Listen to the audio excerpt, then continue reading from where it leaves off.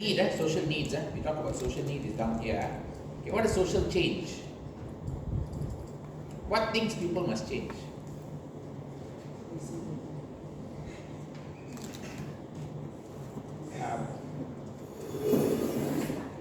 Okay, some more.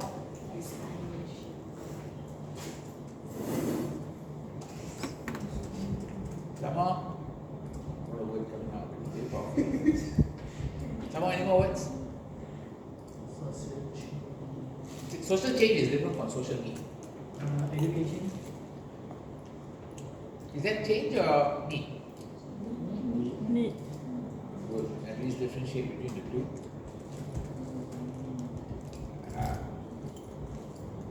Anything else?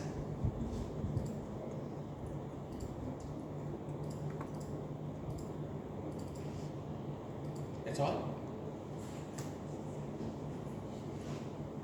Economy.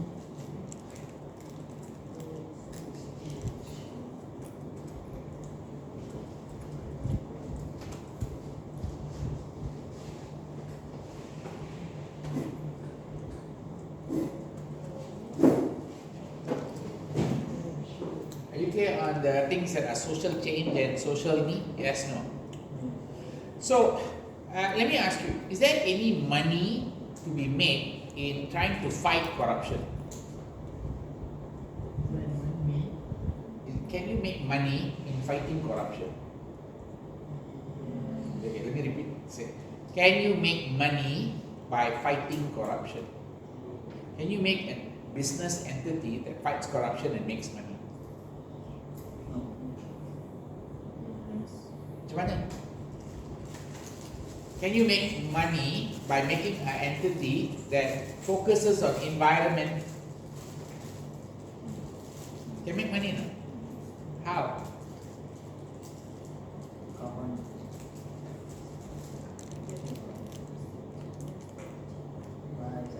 Okay, do you understand the problem right now? This is what, okay, can you make money by giving away food?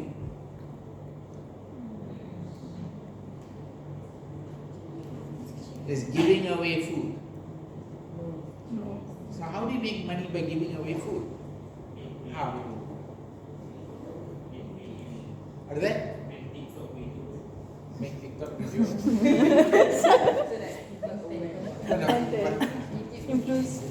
Okay, you seem to not see. Okay, now I think you see a lot of videos about giving food to Lebanon, giving food to Palestine. Yes, no? Are they making money? Or they're not making money? Yes. Wait, are they making money or not making money? Making money. How are they making money? By donation. You're getting one angle of the business entity here. Some of it are donation based. Does that make sense? Some of these are donation based. One of it is donation driven. The other one could be, we call it business driven.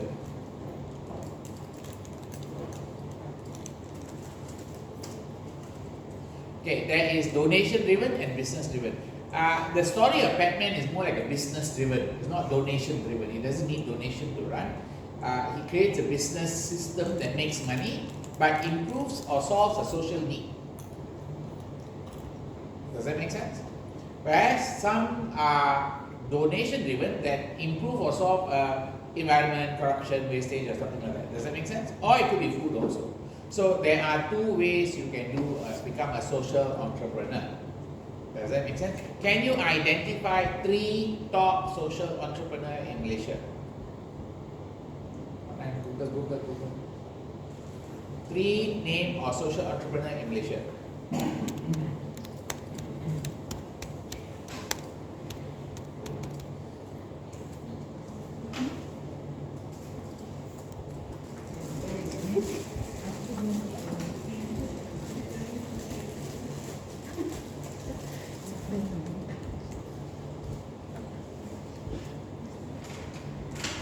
Who? 3 names?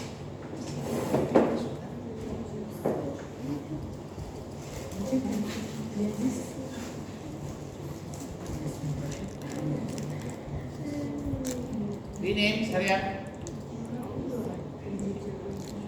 Huh? Teacher Raj. What's he doing?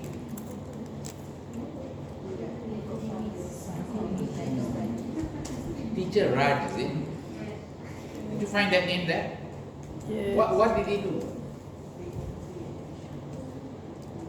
Free education for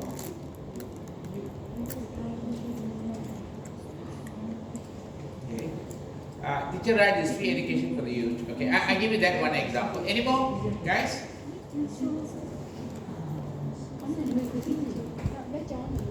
Any more?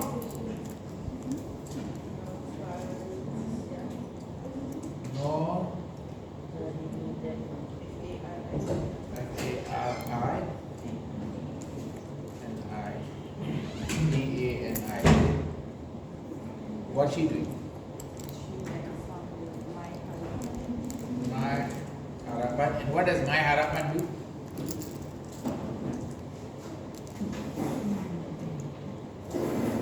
What does My Harapan do, guys? Huh? Empower young generation with what? Choices in?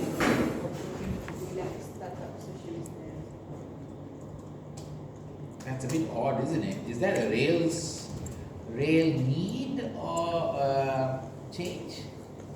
Is there a social need for that? That, everybody needs to start up a business. Is that a need? No, not really social entrepreneurship. Does that make sense? Social entrepreneurship focuses on social need and social change. Got it? If there is no real major need, and if it's a want, social want as opposed to social need, understand the difference between social want and social need? Want is what you want, need is what you need to survive, correct? You can want diamond earring and all that, but you don't need it. Clear? So I think this one is more of social want. Free education, you already identify education as one of the needs, correct?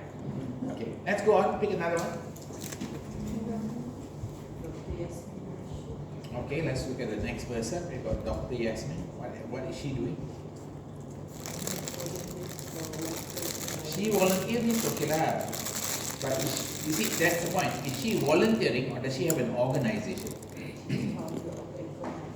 Okay, Dr. Yasmin Rashid. Okay, what did she find? Eco nights. Eco, is it? Nights. Okay, eco nights, am I right? And what is her focus? Environmental protection. Is it?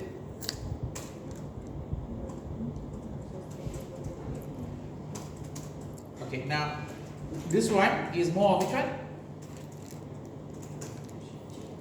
Social change. Okay, are you okay on the three people? I can give you one more person related to teaching or education. I don't know whether you heard of this guy. There's an American guy called Khan. Ever heard of Khan? Never heard of it? Huh? I don't know what's his full name, but he's got something called Khan Academy. Ever heard of Khan Academy, guys? Ada pakai tak? Pernah pakai? Oh, that's sad. If you had used Khan Academy, I think you would have gone to a different university already. You would probably be in Harvard. You know why? He teaches you, he gives free lessons for the American exams. And guess who sponsored him?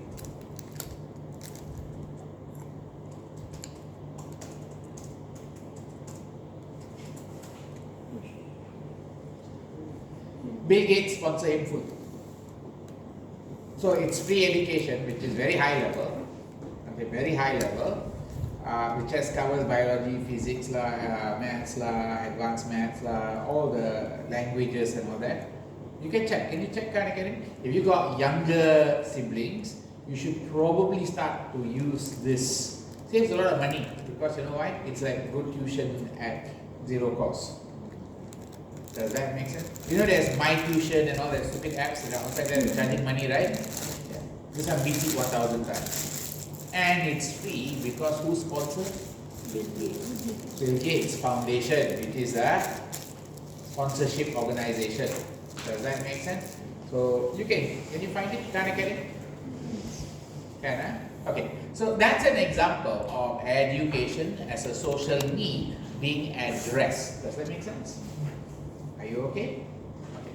Right. So now we know the idea of social entrepreneurship is creating a new venture that designed specifically to create social change or meet social need.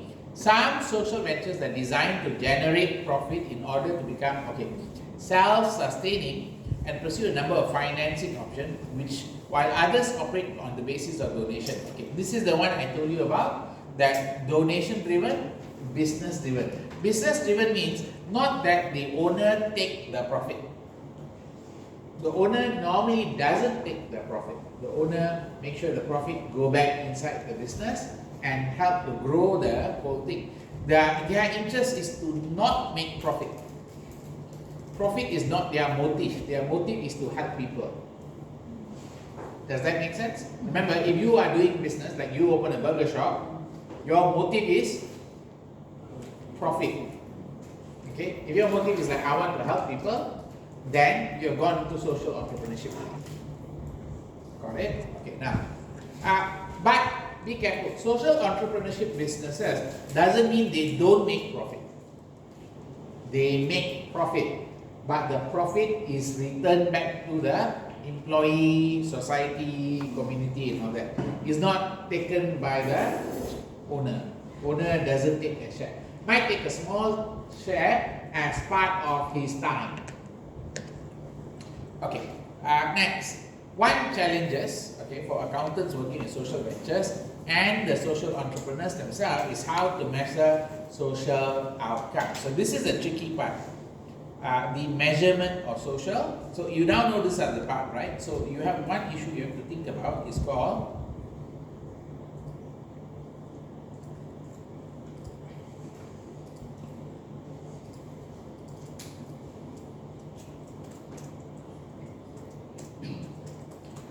when we say social outcome, I think now you can see to measure social outcome, education, how you measure? How to measure? How many children taught for free, correct? How many children successful? So you're looking at that. You're talking about food, how many people fed, okay? So you are looking at how to measure the social outcome. Okay, now you understand this part. One of the problems is social outcome. Why social outcome is important? Because if you are asking people money, you want to know how many people you are helping. Like if you see all the ads out there that says, oh, we're going to help these people, there are so many poor. We need to hear how the money is being spent in terms of how many people you reach. Just saying that you're going to feed somebody doesn't mean you have fed a lot of people. You could feed 5 people and say, I fed people, correct? And then claim $1 million of donation. Follow? So that's the meaning of social outcome need to be measured or not. People may not be able to see how much they impact. So one of the words that you're going to see here is this word called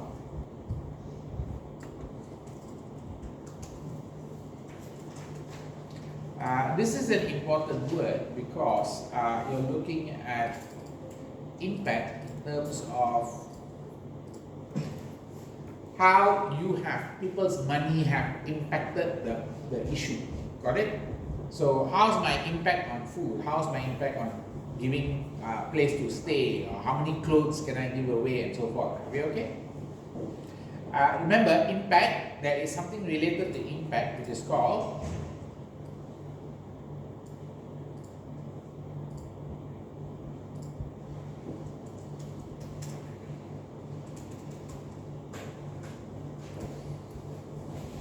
impact financing, right?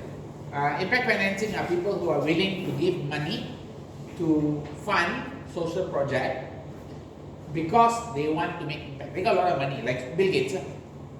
Bill Gates gives money because he wants an impact. He doesn't want ROI. Make sense now? He doesn't care about ROI. He's just like, I want to make sure there's an impact. Okay. So, unlike financial outcomes, social outcomes are difficult to quantify. Like, for example, which area would you think would be hard to quantify?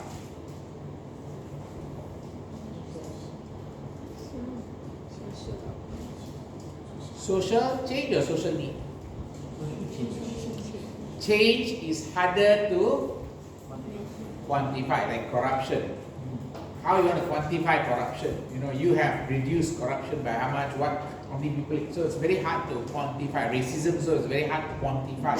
So these are things that you need to know about, difficult to quantify. Make sense? Okay, let's move on. Next part, you got social entrepreneurship. Describes the process of developing new venture designed to create social value by stimulating social change or meeting social needs.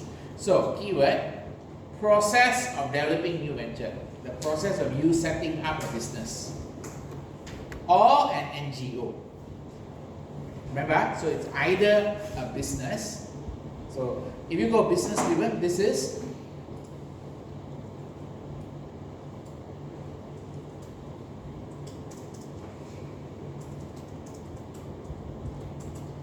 got it?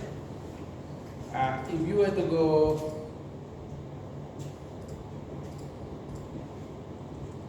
this side, it's going to be called setup. Okay, are you okay with the difference? Normally, this is going to be a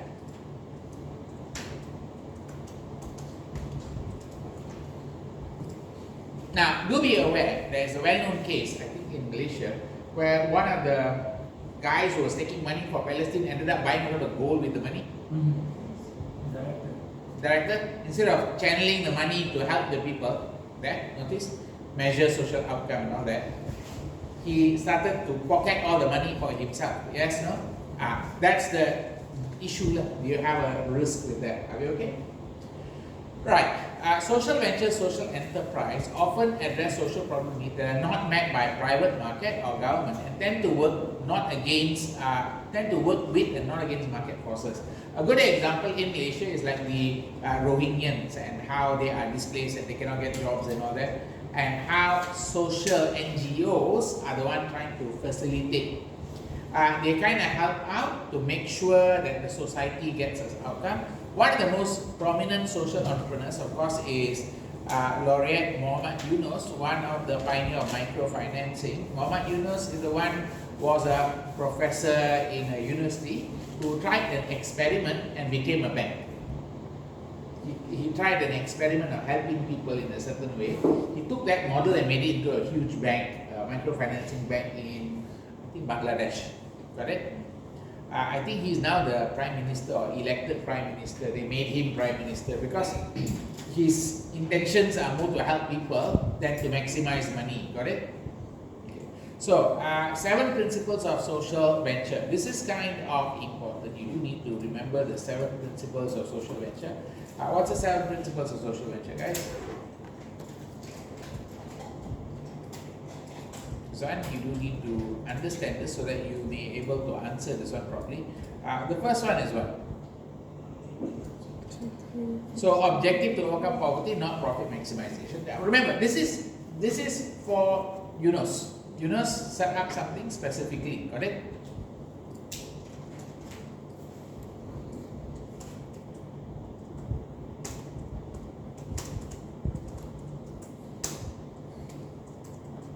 This is for his bank. Can you find his bank?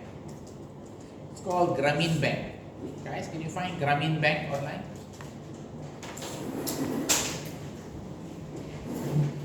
Grameen Bank, okay, think about it. It's a bank for the poor, correct? Notice the word bank for the poor, alright? So when he set up this, of course he needs to create some value and principle for the business, yes or no? because he's still got employees, he's got a lot of employees and people to take care. So he needs to tell them what are important, what is important, not maximize money. So he's saying focus on poverty reduction, how to help people to come out of poverty, not to make money. Okay. Number two, must be financially, economically sustainable, meaning whatever you do, you still have to make sure you can make money. Okay, so that's a financial and economical sustainability.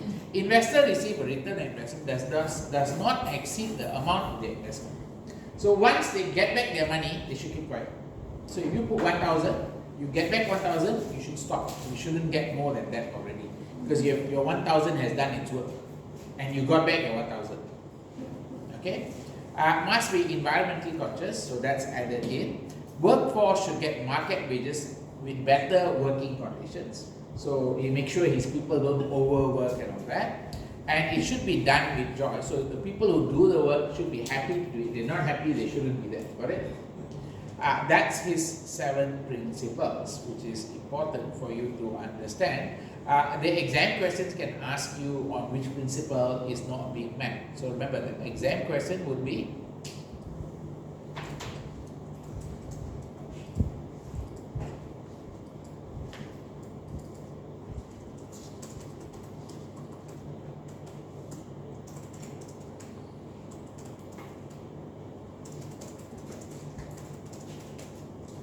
so it's probably like which principle is not being met, got it? That's one of it. Or you can say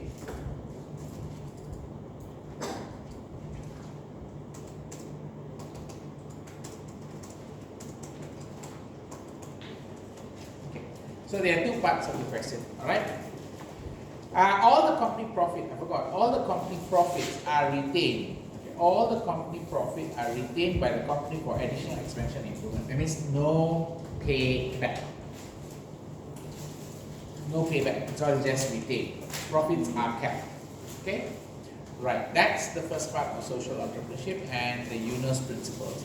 Now the next one, developing a sustainable social venture. So developing a sustainable strategy is key concept of social entrepreneurship. Now the word sustainable here is not about the ecological sustainability. This is about economical sustainability. Just make a note. This is about economic sustainability, not environmental or social sustainability. Okay? Remember, sustainability got 3 angles: economic, environment, social. Right? So here, this is economic sustainability. Greg Dees, one of the foremost social entrepreneurship scholars, developed 4-step process to help social entrepreneurs mobilize resources. So over here, you have this 4-step process. Let's look at this part. This is more important for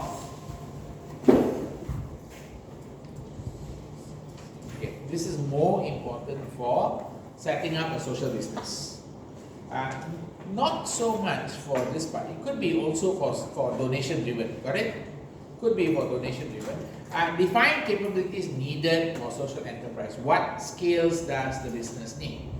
So, for example, you might need to, like if you're doing a social donation driven, you need to have fundraising volunteers to help you find and get money and all that. Does that make sense? Grant writing skill, that means you write for grants, so that might be the skill. Okay. Then you need to look at the HR needs. The HR needs here is devise human resource outline to meet each capability needs. If you need volunteers, how to get the volunteers. If you need fundraising skills, who you're going to get to help raise funds. You need grant writing skills, who's the one writing grants. Then after that, develop a resource plan and map for requirement for money, time, expertise. So you need to know where the money is needed, how much money is needed for each activity, and then you need to know how to get the resources. Finally, finances, review current financial plan, corresponding figure, plan for the first year, next 4 years, most important resources only. You don't need to worry about all the minor resources, correct? Okay, that is the steps in setting up. Okay, because social ventures are focused on social outcome, the need of its market are fundamental to the service it offers. So you do need to look at what services you are going to offer. So services offered will probably be inside the scope. Okay, so a good example is this guy giving free education. If he's giving free education, he has to consider the need of the market, okay, and see how that works. Okay, right, let's move on to the next idea. So let's look at funding the social venture. Where do you get money from? Okay, so that's one idea. 4 guiding principles for social entrepreneurs seeking capital, whether for new or continuing venture. This is kind of important because you're looking at NGO financing, correct? NGO financing. So NGO financing comes about here.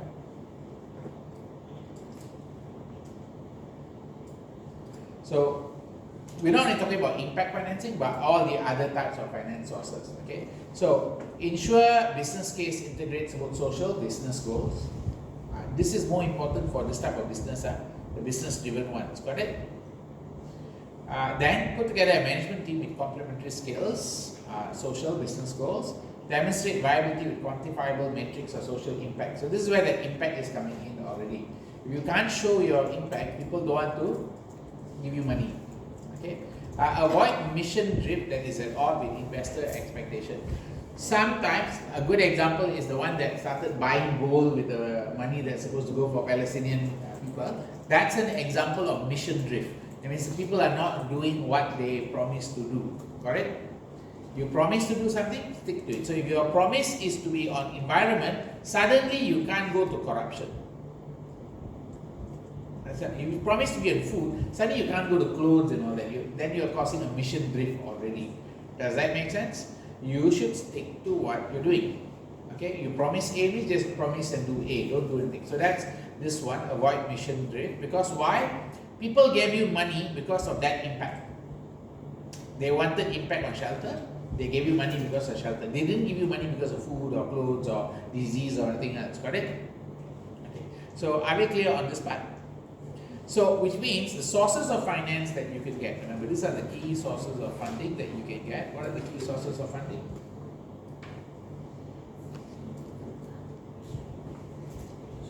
So, key sources of funding that you can get include the following. This one referred to fee, charge a fee, subscription based and all that. Got venture capitalists, maybe got banks, maybe got investment funds. Donations, you might have angel investor, you got venture philanthropy, which is very close to impact financing, okay, and crowdfunding. You can remember we talked about crowdfunding, Kickstarter and all that. So those are possible sources of funds.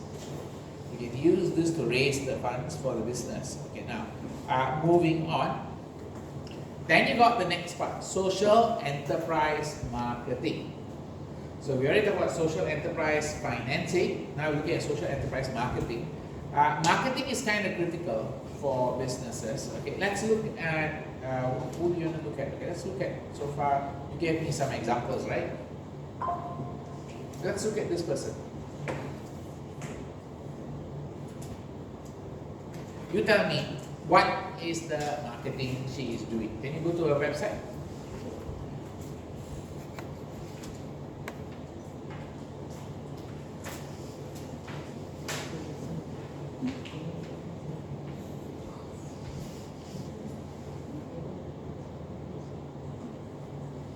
Can you find Jasmine Rashid? What's the marketing she's doing? Is she doing any marketing? Does her Eco Nights appear anywhere? Where does it appear? Search and see.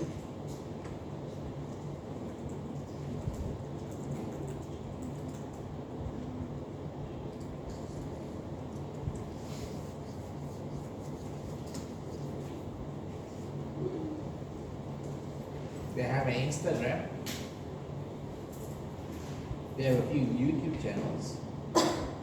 They have a LinkedIn.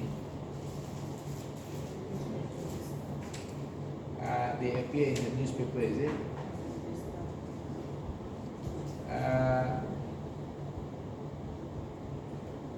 Right. So you can say she's probably used some public relations. She didn't put an advertisement. So there's no ads, and she's using a little bit of social media marketing. Yes or no? Got a bit of YouTube here and there, correct? YouTube videos, and I think that's about it. Now, let's look at how successful you think her marketing is.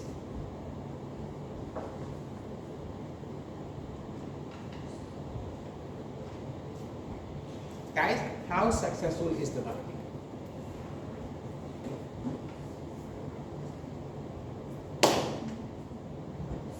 Not so, right? Probably any money that's coming in is just being used for events and the impact, but without causing any kind of marketing, which means the entity will not be very successful. It will do the job, but it will not be very successful.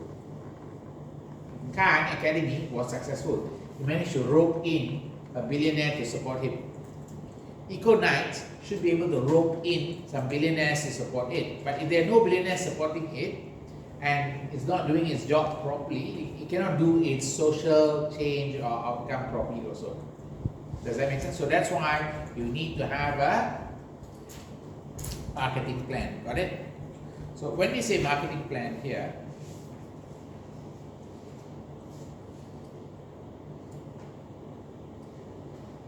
okay, let's look at the first part. You need a target market. Define and reach a target market. Who you want to change, who you want to get to help you. Got it? So in terms of charities, okay, if you go online and watch YouTube, you can see a lot of charities targeting you. A lot of them are religious charities asking for money for mosque. Yes or no? Yeah. Okay, that's one. Then you have this Palestine and Lebanon charities. That's quite heavy in Malaysia. Why?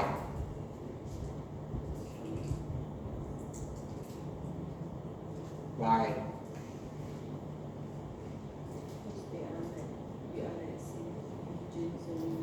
There's a lot of other people in the same religion, but why this place is more heavier? Because our Prime Minister is engaged. Once the Prime Minister is engaged in an issue, the country, you can see, people start to market around what the leadership is doing. Does that make sense? Because if the leadership follows, then everybody can go along with the leadership for marketing. So this is where target market, when Malaysians have a leader who is engaged, therefore the NGOs can also begin their engagement. Clear? If our leader is engaged in corruption, engaged against corruption, not for corruption, engaged against corruption, then we have NGOs that can fight corruption also come and start marketing and doing their work. Does that make sense? Okay, so define and reach the target market. Who are the clients? How will they be reached? What is the optimum price for service, if there is any price? Now remember, charities don't have a price. Charities don't have a price. This one, should it have a price? Teacher Raj, is he charging? No, no price, zero price, got it? Khan Academy charging? No. Wikipedia charging? No, also it's free, but they ask for donations often. Got it? Then they say $25, $30, they give you some kind of indication. Are you clear? That is basically, okay, do you know about the newspaper Guardian? Guardian is business, but they also engage in this. They give you free, but they say like, if you can donate or do something like that. Follow? Okay. So there is a price you have to set, okay? And how should we communicate with the clients? Then, marketing strategy, complete a thorough external analysis to consider other constituents such as government and develop a marketing strategy. So when you do your marketing, you do need to see whether the government is willing to support the issue. Like for example, if it's education, will the government be willing to give some money for their education charities? Got it? If it's food, will the government give money? So that's basically, you have to take into account how the government can be a useful tool. Now, look externally to competitors, consider all sources of and the industry. Here, meaning you have to see which industry or which other competitors. So remember, charities do have competitors. How? You're talking about charities, they have competitors. If you're doing a business, obviously there's a competitor also. Okay? For example, okay, have a look at this one. You heard of these Buddhist places where they sell food? Vegetarian food. Somewhere nearby here there's one. Okay? where they kind of sell at a low cost, at a low price, at no, that means they're not making a profit. But when they are pricing their food and all that, they still have to take into account other restaurants, business, even though theirs is a charity driven, but they have to also take into account competitor. Does that make sense? That's one, that's pricing and what to look at from the competitor side. Now, on the other side, if you are running an environmental charity and you need donation, how many other type of charity fight with you? Can you tell me?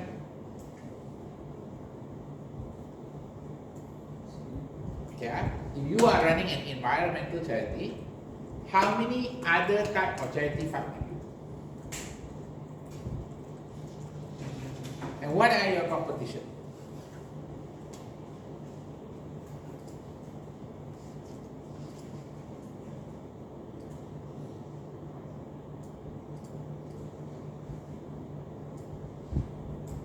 What are your competition, guys?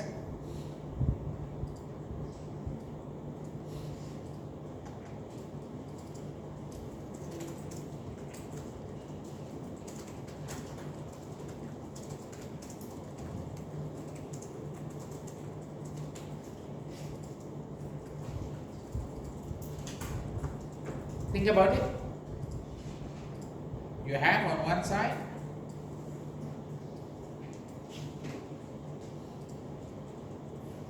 I give you one.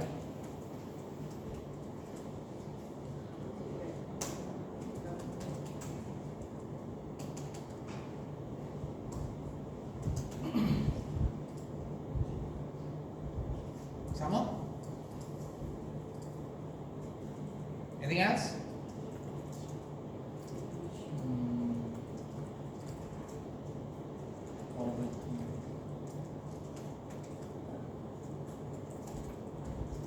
Yeah, some more? Education. Education, right? Yeah, education, correct. Anything else? Say women's right. Say human right. Okay, you're right. You're right, human rights is one more. There are some that fight for human rights. Anything else?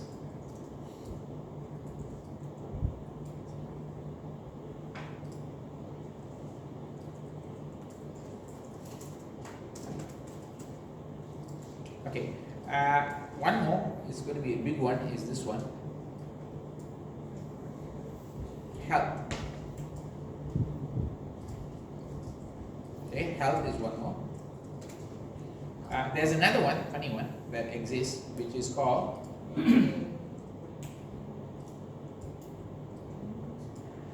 animal under environment lah. Oh, animal rights.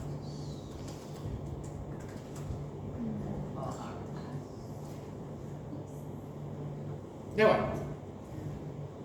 You want to run some kind of drama and all that, sometimes need money. They ask for donations, right? Okay. Plus, don't forget,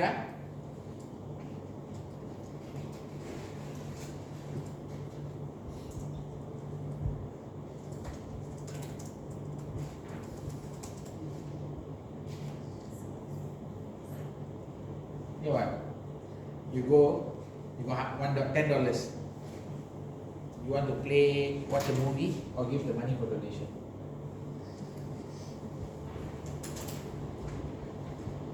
Hello. What? For $10, want to give a donation? You spare money, or you want to go watch a movie? Watch a movie, right? Okay, so that's other spending. Are you clear now? So you got to understand that there are a lot of competitors for the sources, got it?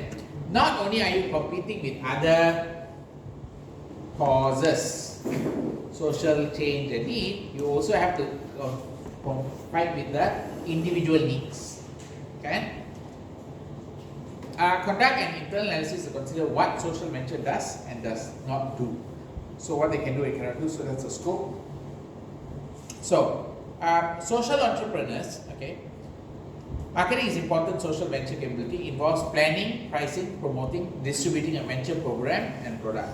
Okay, so keyword planning, your pricing also, how much you sell these things, okay, and also promoting it. Now, social entrepreneurs should consider three main outcomes in marketing: the win, the keep, and the lift. Okay, the win is acquire new donors or regaining lapsed donors. The keep, maintaining active donors, and the lift is moving current donors to higher levels of giving. Does that make sense? So these three words are kind of important. Make sure you know these three keywords. So your marketing outcome, what do you want to achieve? Win, keep, and maintain. So what you might have is maybe some kind of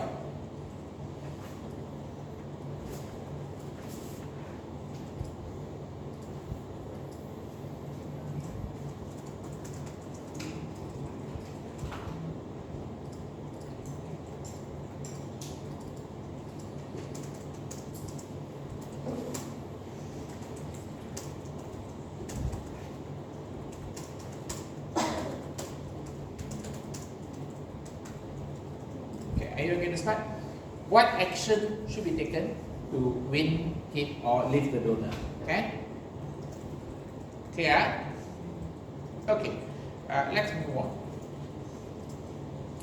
Now, this is an important idea. Measuring social venture value. Okay. This is a problem because financial accounting fails to capture social value generated by social venture. The social venture, like for example, if you give money to a religious charity that is now trying to improve a mosque, got it? How do you measure the money you put in? How to measure? This is very good. How? Okay, so here social entrepreneurs are measured on double bottom line: financial, social outcome. One of the dominant social valuation approach is SROI, social return on investment, which is a bit tricky. SROI calculates the blended value based on enterprise value and social purpose value. So this calculation is kind of an important calculation.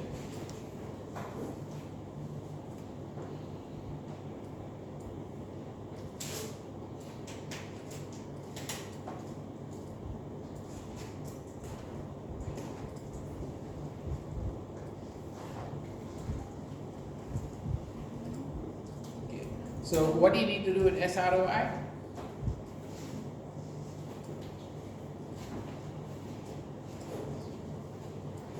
You do need to think about enterprise value as well. Value of sales, cost of goods sold, operating expense. That's going to give you profit, right? Yes, no? That's your profit, enterprise value, okay? Plus social purpose value is your grant and gifts that you get. Minus your fundraising grant writing costs, plus any social cost savings, minus any social operating costs, minus increases in taxes, minus debt carried by social enterprise. Got it? Now, I would say that you look at the social purpose value is the one that you need to be a bit more careful. Okay, because the exam question will probably try to test you on those equations. So is there a little bit maths? Maybe. Maybe you may have to calculate a little bit. Got it?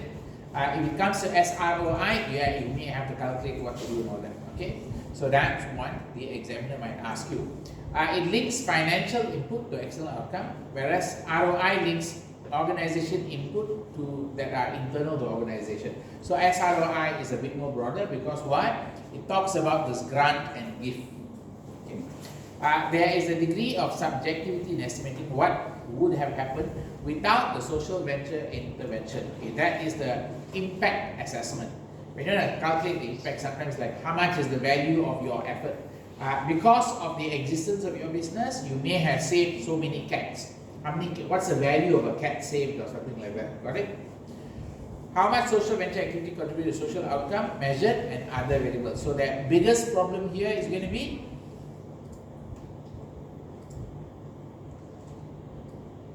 So which one here will have subjectivity, guys?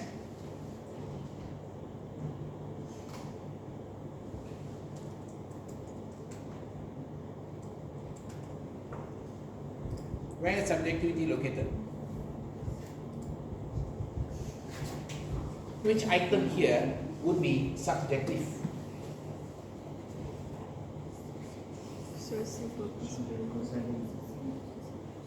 Social cost savings, yes or no? Might be a bit subjective, got it? How much is social cost savings and what you have generated from that, got it? That might be a bit subjective. The others are kind of objective. So you do need to think about the social venture and intervention and how it can generate value. Okay. Are we okay in this part? Okay. So we are done with the idea of the first part called social entrepreneurship. Okay? We're now moving to the next area. The next area we're going to go into is called we're going to microfinance. Let's talk about microfinance. This is a big area. What's microfinance all about? Giving money to who? Yeah, giving money to the disadvantaged. Correct? So this is the part you're looking at. Let's go to microfinance. Here, approach to achieving financial, the keyword financial inclusion. What's financial inclusion all about?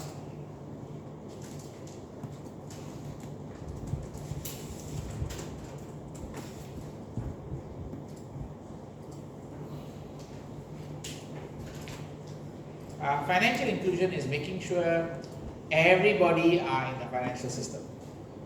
Because there are some people, if you talk to them, they have no bank, they have no, nothing. They have to receive money in cash only and all that. Who are those people? In Malaysia? Got no? Cannot open bank account. Bankrupt. Bankrupt, so okay. Who are the people in Malaysia? Very hard to open bank account and all that. Everything they try to do, they have to do with cash. Old folks, Who?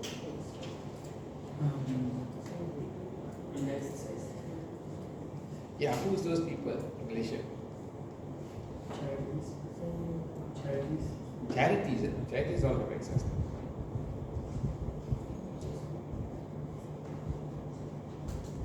Hard time to figure them out. If you don't figure them out, then you don't know why this exists. Does that make sense? Okay, number one, you might have people who have not studied. They don't know how to read. Illiterates. You know there are some people who are illiterate, right? They exist. Okay, so that's one. Number two, you might have people who are, let's say, refugees. They come to Malaysia, they cannot open. There are people who are come here illegally. Does that make sense? All these are called excluded from the financial system. Does that make sense? America has a lot of them. America has a lot of people who are financially excluded. Okay, so providing socioeconomically disadvantaged people and communities with access to basic financial services such as savings, credit, insurance. Now, if you go to like Sabah, Sarawak, there are a lot of people who are living in the jungle sites and the Aboriginal peoples and all that, okay? And they probably don't have a banking system. Does that make sense? And they don't care actually, but you're thinking about how to bring them in, include them in. Follow? So microfinance largely focuses on developing economies. Normally developing economies don't need this thing. If you go to Singapore, they don't have this microfinance. It's not relevant in Singapore. Okay. Our original application was making very small loans to help families establish, develop business that would help them emerge from poverty. So the target of the small loan was always ladies. Why? It was never given to men. Remember, microfinancing idea started in Bangladesh. So the country had one problem. The men seemed to be just spending away the money. and they don't seem to care about the house, then the women have to carry the house, correct? So in that sense, the microfinancing industry targeted them to help them set up some kind of business, like maybe selling vegetables or sewing or doing some kind of minor services, correct? So either trading on something or doing some services, correct?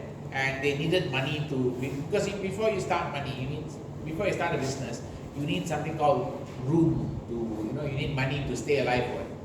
Alright? So the microfinancing comes in and make sure you have enough. And then once your customers start paying and all that, you have enough money rolling already, and you can pay back the money you took. Okay. So a similar approach is now sometimes used in developing countries, again targeting those without access to traditional financing services. Among challenges in microfinance is making sure it's an affordable interest rate. Remember, if you go to America and you go and buy things like in Malaysia, we have buy now, pay later. Have you seen that one? Who has that? Shopee has it. Lazada has it, yes or no? Buy now, pay later, correct? What's the interest rate? Does anybody know what's the interest rate in buy now, pay later? Zero. Like late service 10 ringgit. Per day. Not sure, but I do penalty 20 ringgit. 20 ringgit for how much value of loan purchase? That one like only like 60 ringgit. You buy 60 ringgit, penalty 20 ringgit, correct? But just for the debt fee. Yeah, I know, that equal to how much interest already? So high lah. It's almost 33% of your purchase price, correct? Which means effective interest rate, notice the word I'm using, EIR, is going to be about 33% lah. And actually it's higher, you know why? It's actually higher. I'm using simple accounting, simple ratio, Actually it's supposed to be compounded to annual basis. Should be about roughly 65 to 75% already, correct? Because it's over 2 months or 3 months only, right? Yeah, less than one. Notice less than 1 month earn 33%, that's worse than our loan already, correct? Yeah, understand that aspect now? So that's why they say providing an affordable interest rate. Question mark, do you think they can match the interest rate? Let's say you are a normal person, go to the bank and take a loan. Is it going to be matching? No, it will not match. It will probably be higher than the bank interest rate to a normal person. So a good example, if you are buying a house, okay, and you want to finance it, if you take a loan from the bank, you might get it at BLR plus whatever rate, okay. If you take a loan from a credit card, yeah, credit cards also come in. Every day there's somebody calling like, Mr. J, do you want a loan or not? Right, how much? I will give you $150,000. No question asked. And then you pay back monthly. Fix. Oh, very low interest rate. 3.5% only. What a lie. It's not 3.5%. How much is it? No, you have to calculate because they give you fixed interest rate. Remember, fixed interest rate is a very high interest rate. Are you aware of that or not aware of that? When you buy a car on hire purchase, it's very high interest rate. It's not low interest rate. You know why? I don't know why. You guys know or don't know? You're a finance people, you should know this. You're accountants, you should know this. Why? Anybody know why? It's not reducing balance. It's fixed. So even though you keep paying, your interest is the same fixed on the original amount. So it might look low in the start, but it's actually very high by the end. Because the rate of return is very high. Okay? So as you go, you keep paying. You would have thought that I paid the capital, so you shouldn't be charging me interest on what I paid, right? They don't care you paid the capital. Their interest is already charged upfront already. Does that make sense? Okay. Now, if you calculate, you'll find out that you're paying an increasing interest rate. First year 3.5, next year 3.95, next year 4.5, 4.9, next year 10.12, so it'll just keep going up. Does that make sense? That's basically interest rates, affordable or not. Okay, now let's move on. Dealing with lack of infrastructure in private community. Now this is not a problem anymore because of what? Handphone services and the access of handphones. So a lot of companies have already started accessing people through handphones. Accurately measuring, reporting social benefit generated. Again, this is a bit tricky. How much did you help? How much does this help people? And adequately managing risk. Of course, giving loans to people got risk of bad debt. Okay, are we okay in this part? Right, let's move on. So these are the big ones. Remember, these are the challenges of microfinance, which you do have to remember.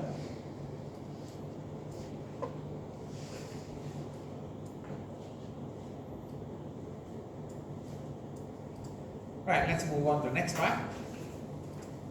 So again, microfinance is providing saving, credit, insurance, sometimes called as the unbanked. Okay, what are you giving? Savings, some more? Credit and insurance.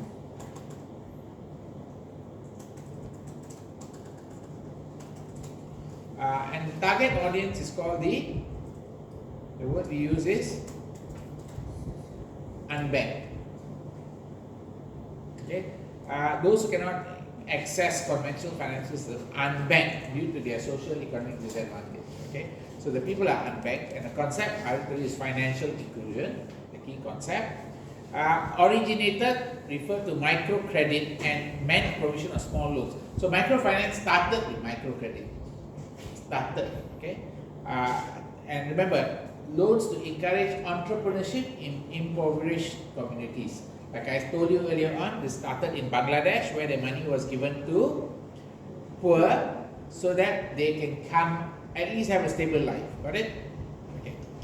In this application, the first broad widespread public attention was Grameen Bank. This is the one that started the whole idea of microfinancing or microcredit. Got it?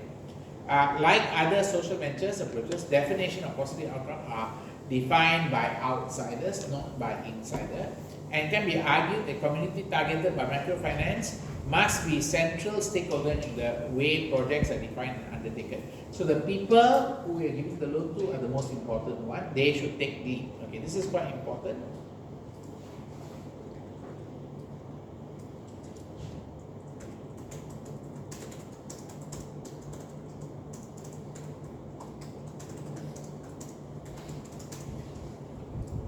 Okay.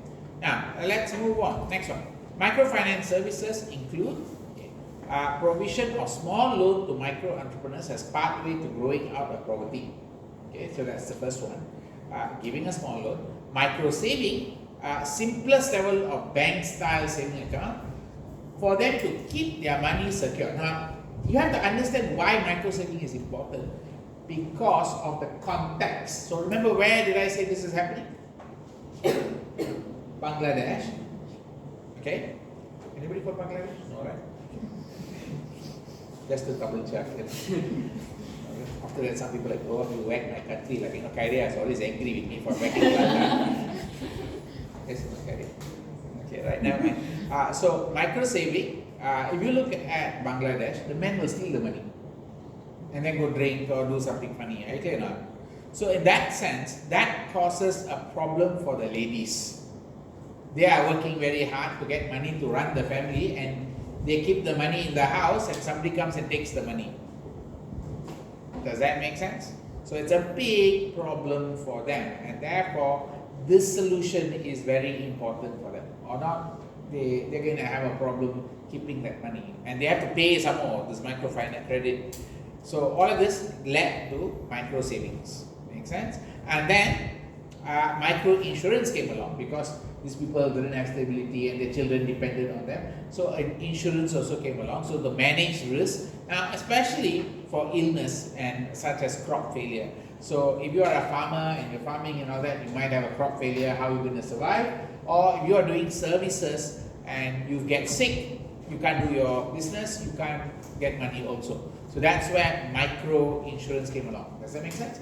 Okay, microfinance services provided by MFI, they are supported by microfinance investment vehicles, MIVs, which raise funds. So remember, this is kind of important. You do have to remember this one. So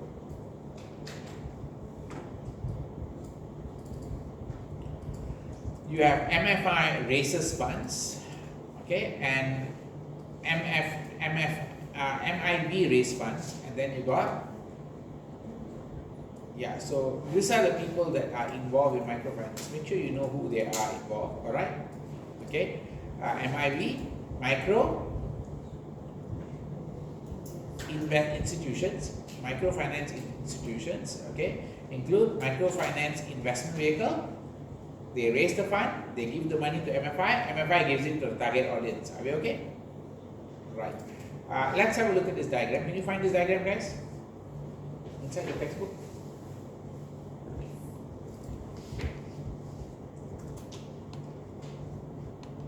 Found it?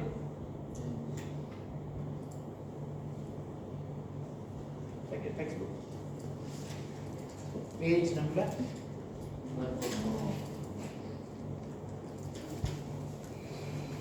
One. Now have a look at this one and tell me which country is the most successful one in microfinance. Which country is the most successful one in microfinance, guys?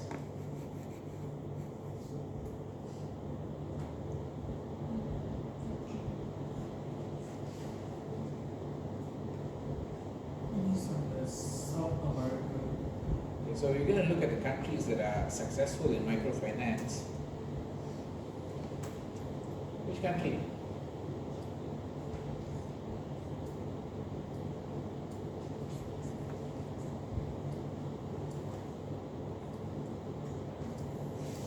South Asia.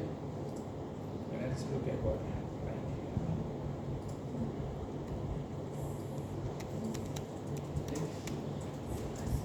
Latin America and Caribbean.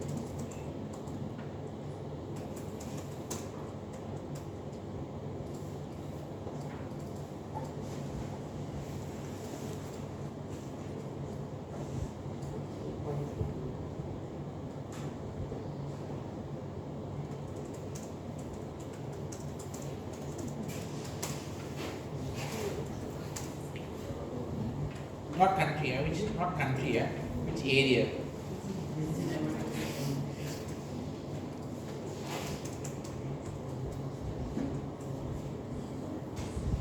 Can you answer the question quickly?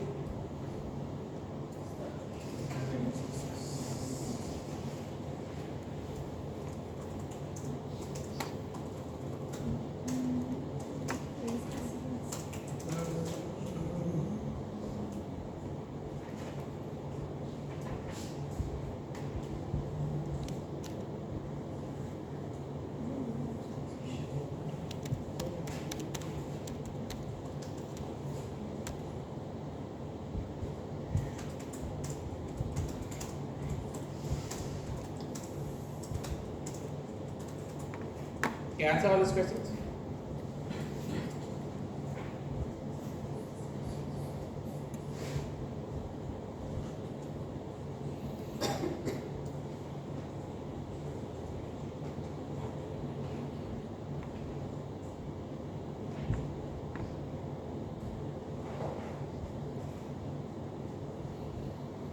Okay, first one.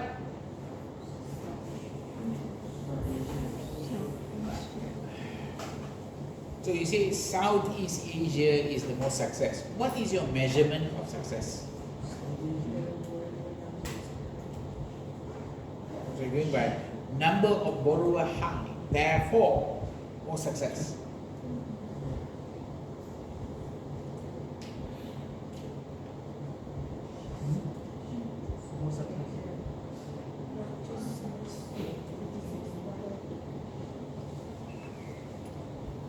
Really, 48.3 billion is not big lah. Yeah, one portfolio size. So which one is the biggest, guys? Latin The most success America. will be South America Why? because of the Okay, South Asia.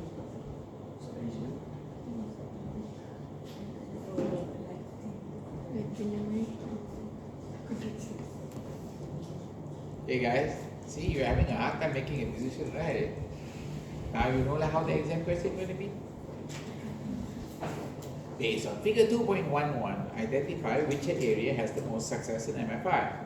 So you get the exam, you're going to get confused within looking at 85.6 million or 48.3 billion. 95.6 million 85.6 million people in South Asia who are consumers, and then 22.2 million only in South America, Latin America, Caribbean. Remember?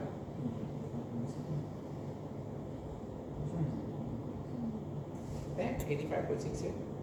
Oh, the number of borrowers. Yeah. Ah. If you look at number of borrowers, So actually it's higher. Southeast Asia is higher.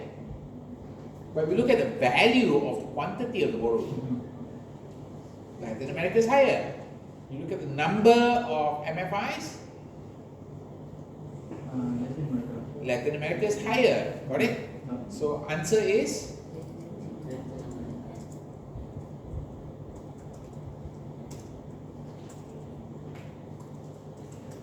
okay, does that make sense? Any questions there? Follow? Okay. Now moving on. Which area has the most urban borrowers?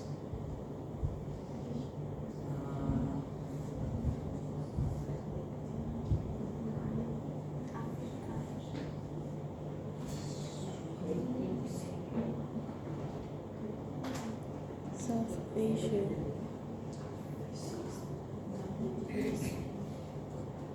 Guys? South Asia.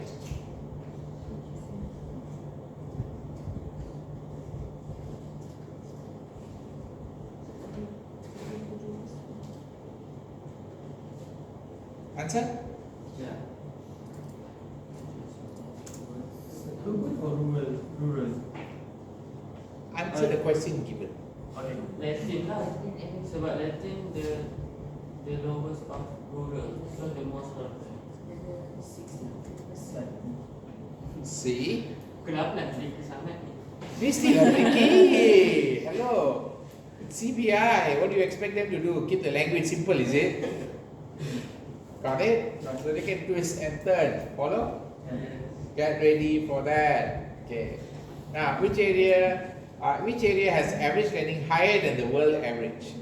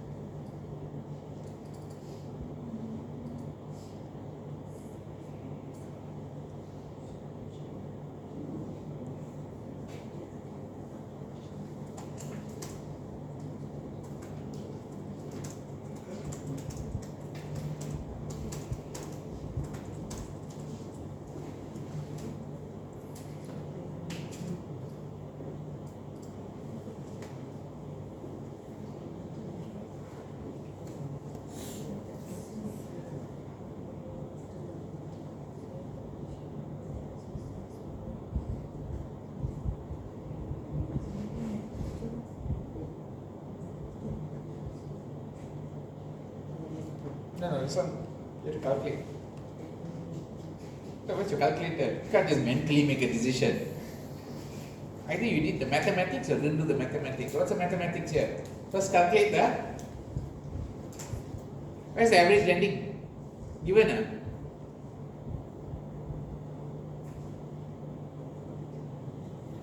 Given not. How to calculate average lending?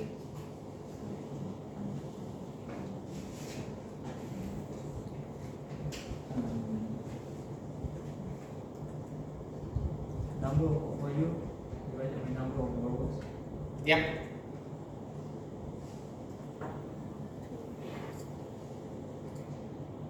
How much is it? Well, average how much?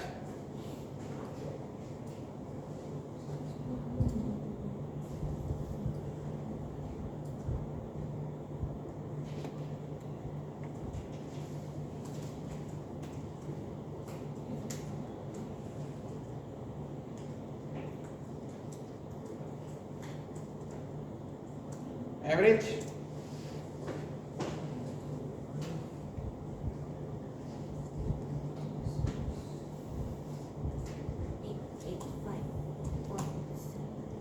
How much?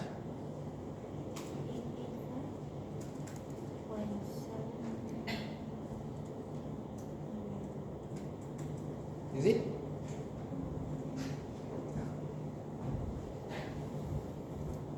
Okay. Are you clear, guys? Can, Got the first Whole. Okay. Higher lending, higher than world average. World average is 886 per person, correct? So which area got higher?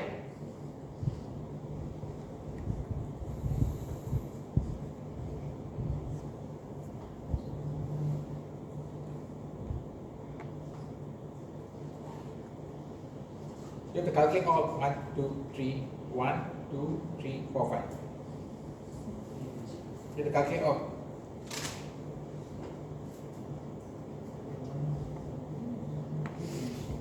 Latin is how much?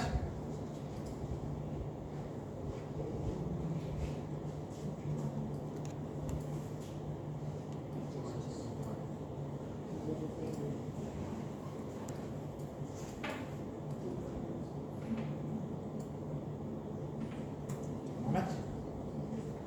Latin is 2000. 2175 per person, right?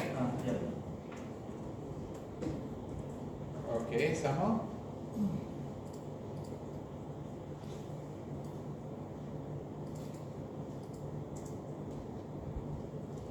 Latin is 2175. Then you got Africa.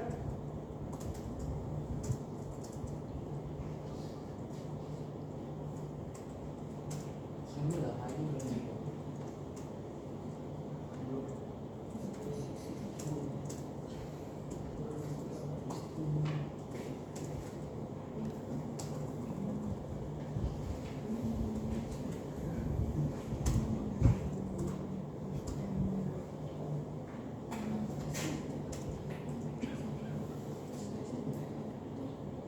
Right. How much is Africa? 1.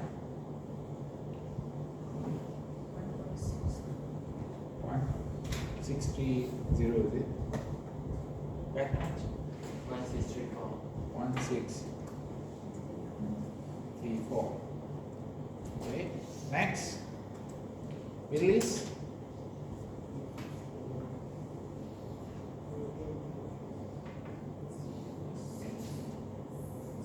Zero point six 600. 600 per person, is it?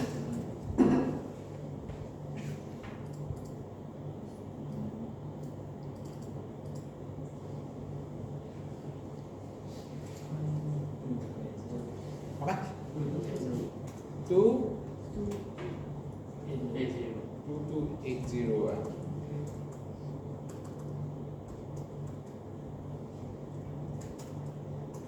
Some more?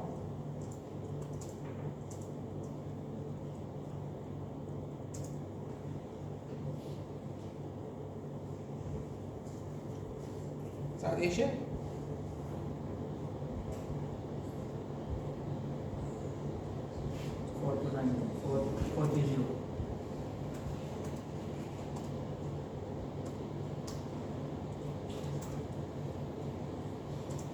East Asia?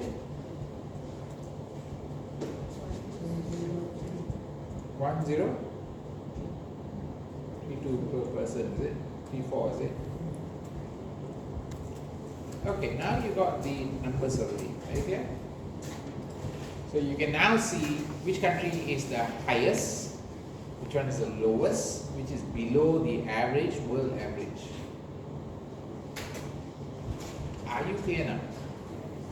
The world average comes down because of South Asia. Let's note that.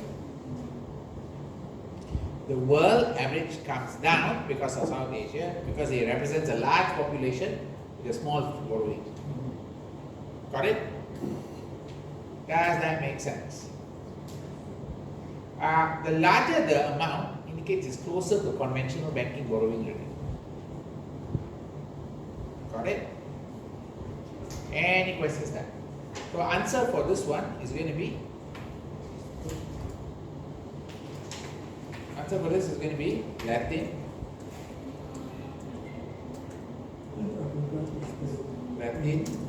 Africa,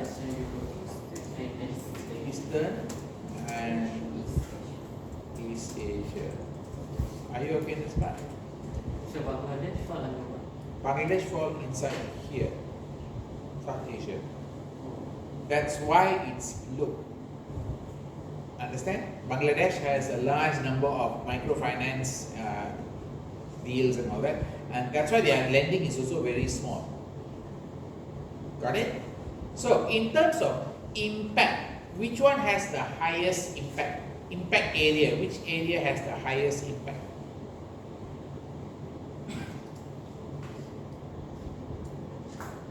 Anybody know?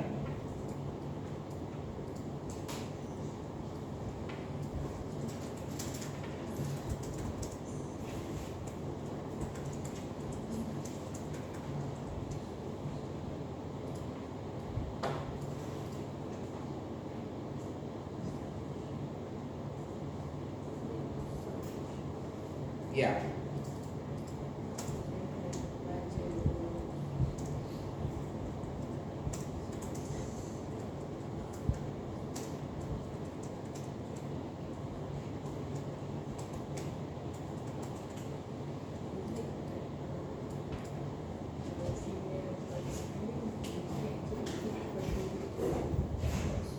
Impact also can be related to the amount of females being assisted also. Can? Percentage of female being assisted.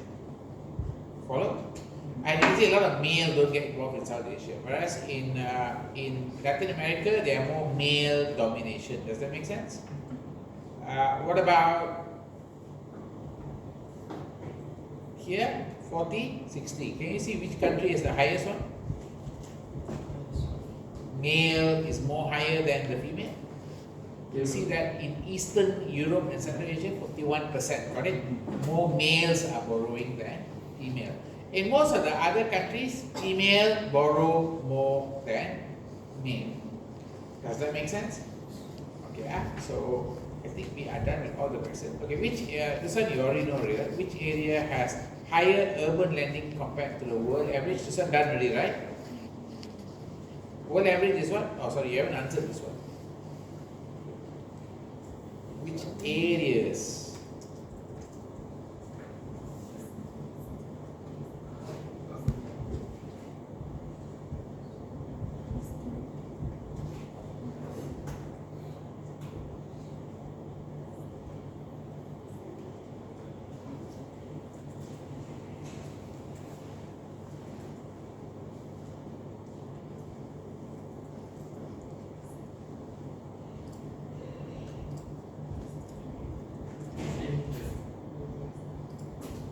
Itu dah lah tadi. No. Bukan Latin. Which area has the most urban borrow? This one is? Divide lah. Same question, No, Lain. So why you say the what? That's because the wording looks the same, doesn't mean it's the same, yes or not? This is where you need to be careful when you go to exam. Don't accidentally think they are the same question.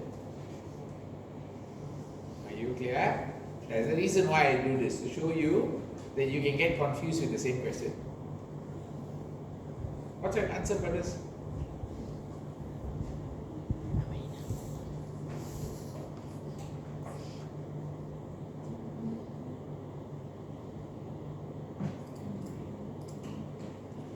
What's the answer, guys?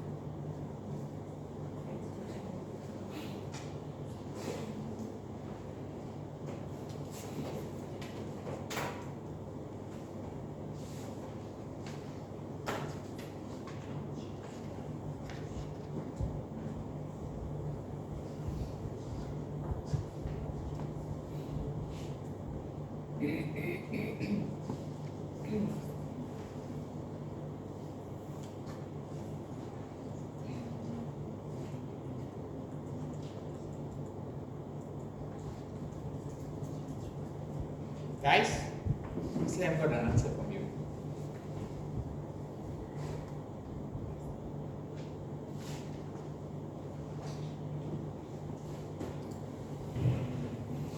Answer.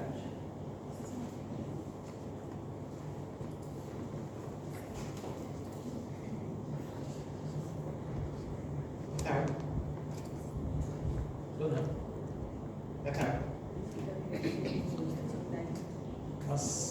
No need to calculate. This one you can detect straight. So you can detect very straight. Okay, number one is Latin America for sure is there. Of course, Latin America is there, correct? Some more.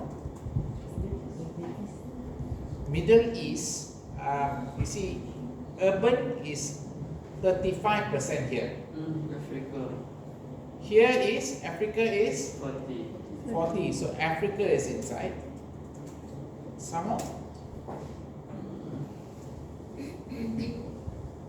Eastern Europe ada ke tak ada? Eastern Europe, yes. Yes. One Middle East is not considered. Middle East is 47%. Middle East also. Only South Asia and East Asia. Middle East also. Others is lower. Tak ada lain. Middle East, Africa, North Africa. Then you got even Eastern Europe, yes or not?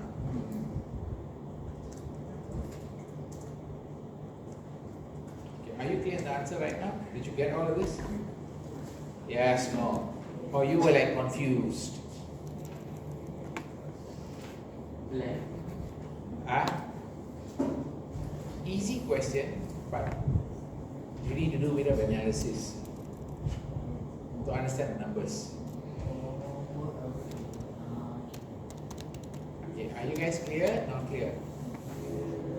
Can I? Sir, Yes. so like MFI, like the world address 1.4 billion, right? So it stated that for the rural borrowers 65%. Is it if 65% then 1.4 is equal the numbers of spend? No, What 65% times the? 1.4 billion is the portion for the rural borrowers. Yes. Okay. Now, one more last question I can give you. Final question.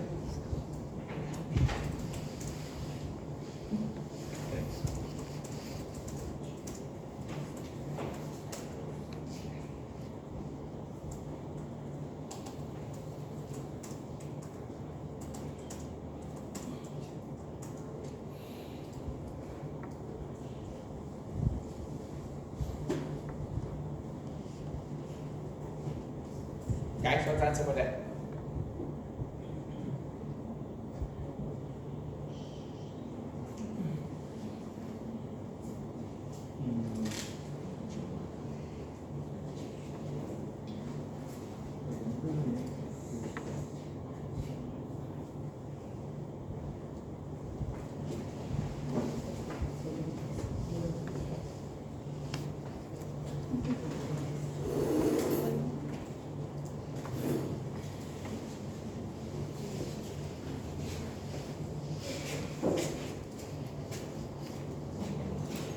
Hey guys, how? Which one?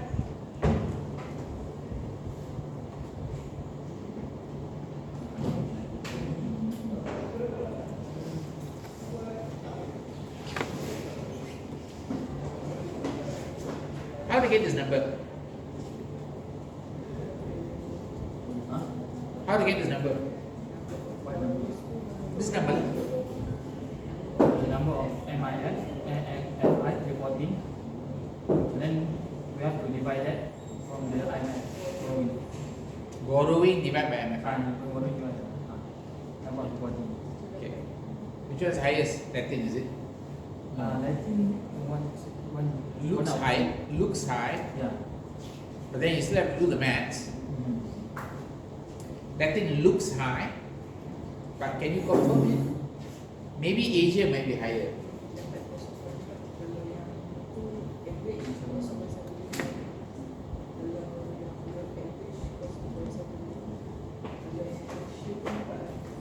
So who's higher? Is it Latin or South Asian? Or maybe Africa? Who knows? I don't know. 5.7 billion by divided by 136, it looks small. 10.3 billion divided by 129 looks small. 21.5 billion divided by 160 also, I think still looks small. 36.8 divided by 214 and 48.3 divided by 248, very close. So who? Answer is South Asia, correct? How much? 400? No, it's, remember, 336.8 billion divided by 214, right? Betul? I think it's Latin. 36.8 billion divided by 214, 48.3 billion divided by 248. Who got higher? Latin. Latin, Latin 195. Latin is? 195. Latin is 195 million per MFI, correct? Whereas in Asia, South Asia, 170. 172 per. Okay, are you okay this part? Okay? So I kind of already maximized the possible exam questions you can get from this. There are others. Like for example, they talk about growth. Who had the highest growth? Right? Who had the highest growth in terms of borrowers and in terms of MFI? Just remember.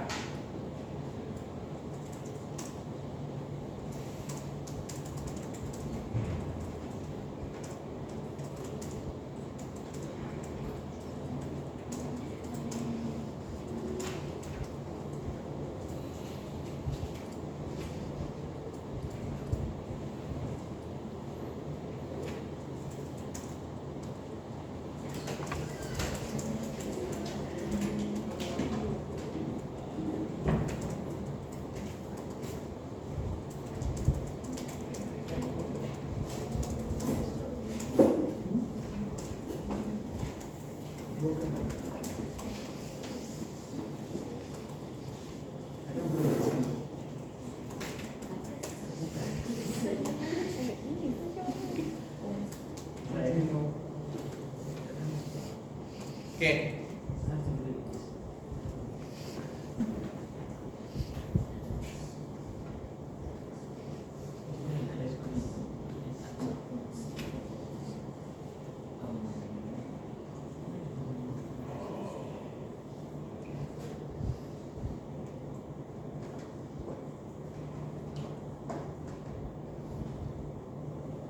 You know the answer for the bus? Which area has the highest growth in absolute terms for borrowers? South Asia. Answer should be? Yes or no?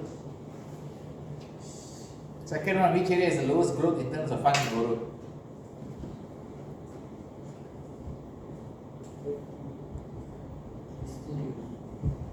South Asia. South Asia. For borrowers, South Asia. Lowest growth. Middle East. Is even decreasing. Correct. Answer should be Eastern Europe. Okay, no? Careful. No. Look at the numbers. It's Africa. Africa. But Eastern Europe is decreasing 2.5. Which area has the lowest growth in terms of funds borrowed? Funds borrowed. Funds for negative 2.5%. Guys,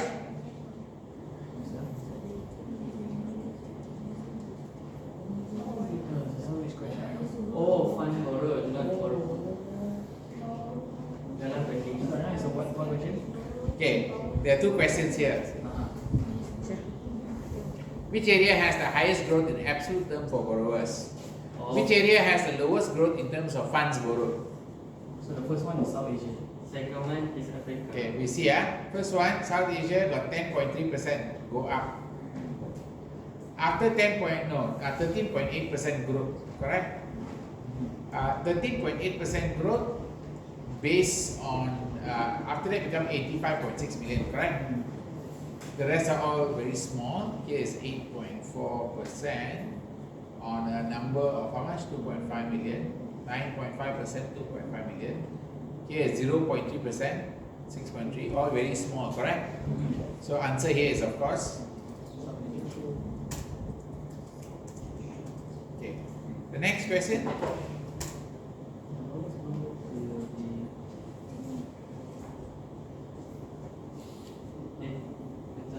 Eastern Europe.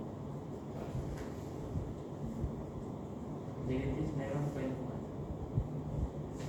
I would say Africa.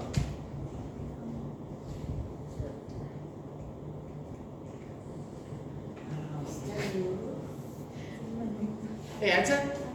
Eastern Europe. Africa. China. No, it's Africa. Why? Because you look at 2016. That one 2016. Allah. I always have like this one. I thought like after surviving 2016, 17, 18, okay. So now you notice how the track just went. You were looking at numbers the wrong way. You can get misread. Are you clear or not? Follow. I always assume Yes. auto is okay. The latest. Are you okay? Can Okay. So I think, but there are still other possibilities here. I'm not just going inside it yet. But you got the idea here. Okay. Let me go through this one.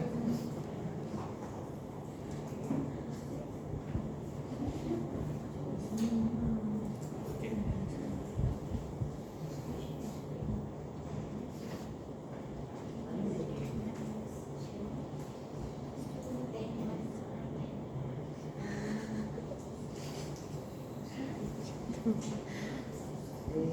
Let me give you a break first.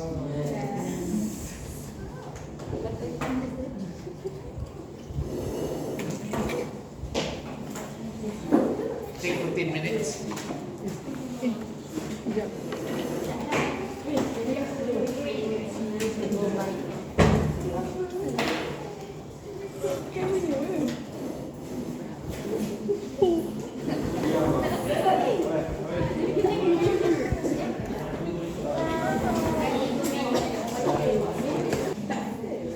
Betul tak fair? Tempat saya datang tu tempat tak fair betul. Semua orang yang turun ke sana tu tak fair langsung. Dunia ni tak adil. Orang yang rasa tak adil selalu turun tengok tempat saya kat bawah ni. Tempat panas tu.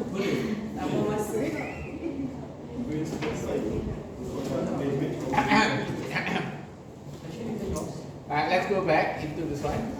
Okay, let's finish up this one. Tapi kita kan tak duduk je jarak kan. Tak apalah, tak ada backtrack. Pakai apps ke tak ya? Okay?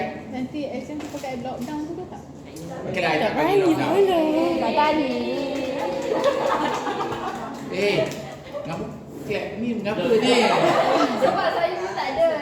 Ada masalah ni. Kamu dah clap. Ada rasa takut ni. Bukan. Sebab kita orang tak ada. Kita tak ada lockdown. Tak boleh ni, download siap tak? Support. Oh. Okay, sebab tu you clap lah. Ya. Kita kena kesiapkan Kai. Clap je. Kai kena kesian. Apa pula Kai kena kesian?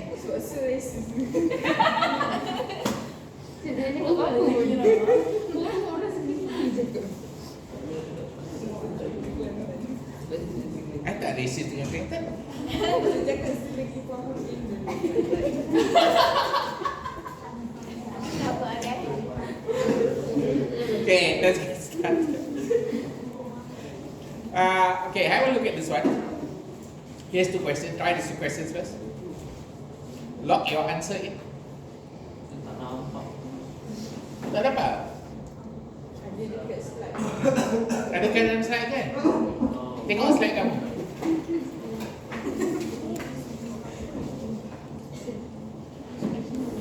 Lock your answer in.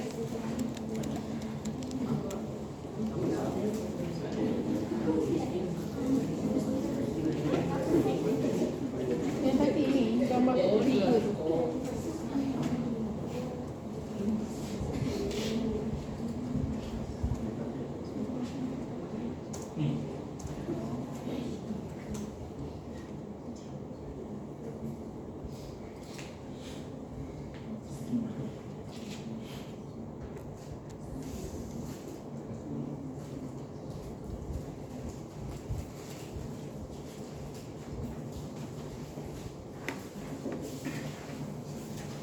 By the way, just confirm, how many of you taking final exam?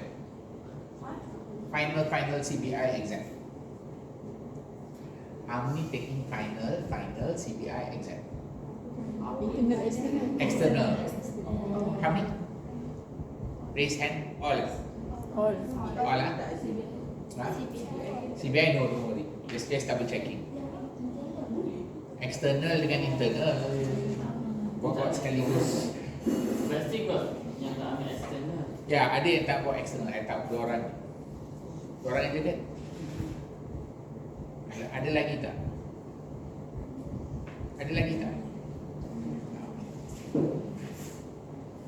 External, internal hard lah.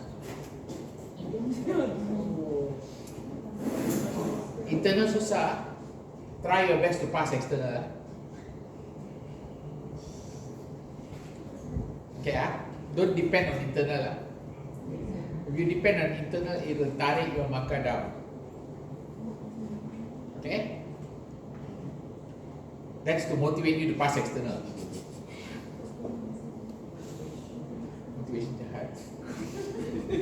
Aku belajar kat bawah. Okay, now, which is the answer for this one?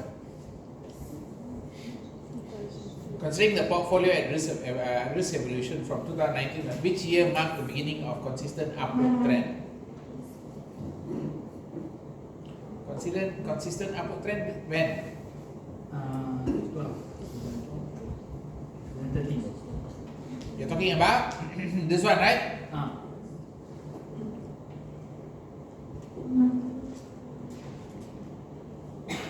Since when is upward trend? 13. 13. Go all the way to. So 2009 is down, correct? 2013 is up,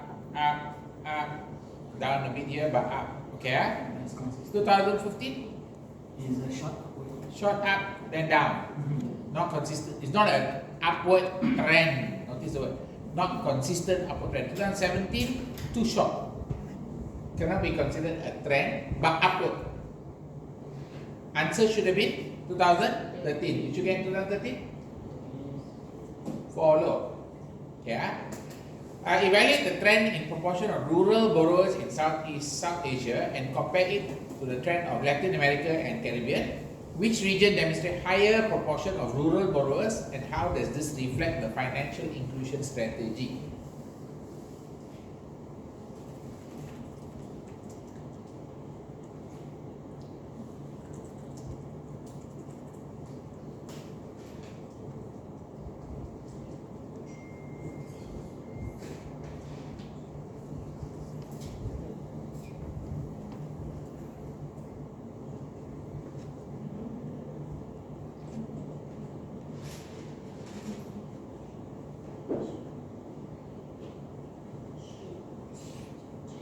Answer looks like,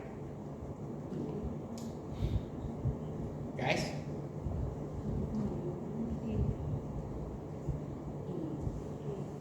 A. Got it? That day I was advising one assistant professor. He don't have any.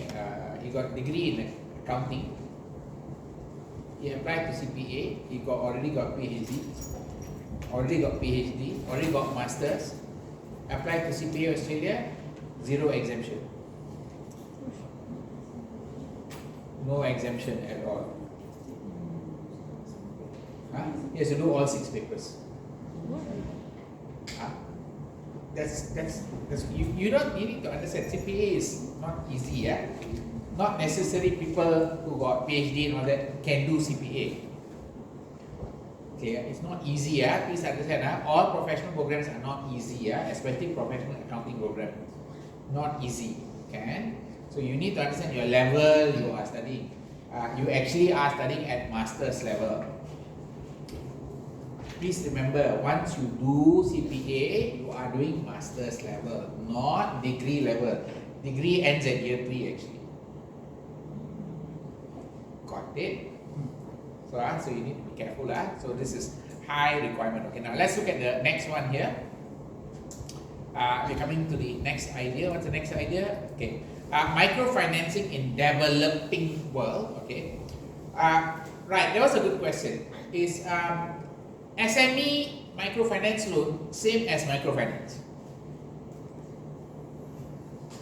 Like Maybank got SME microfinance loan, correct? Microfinance for SME. Go check.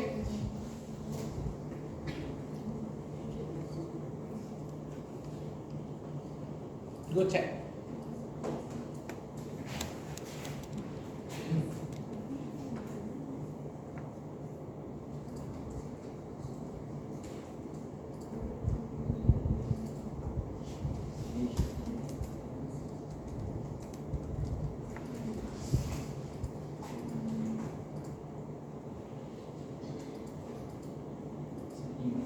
Have you checked it?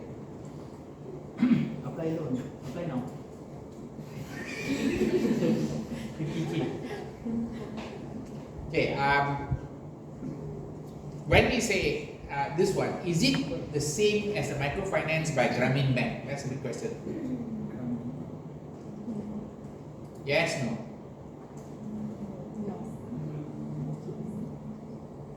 No, right? No. Okay. Because this is giving money to a SME business. But what is an SME business? Did they define it?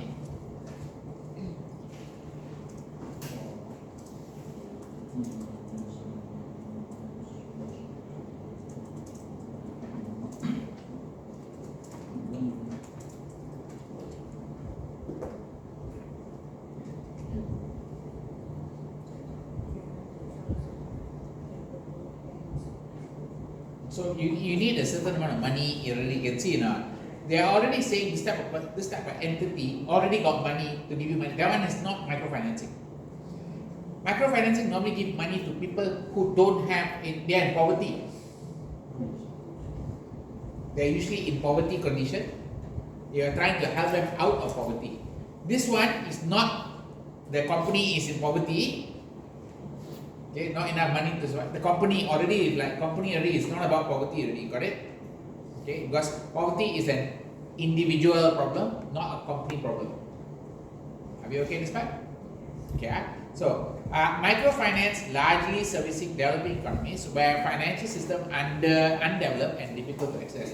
Now I can say that this is valid up to even 5 years ago. It's still valid.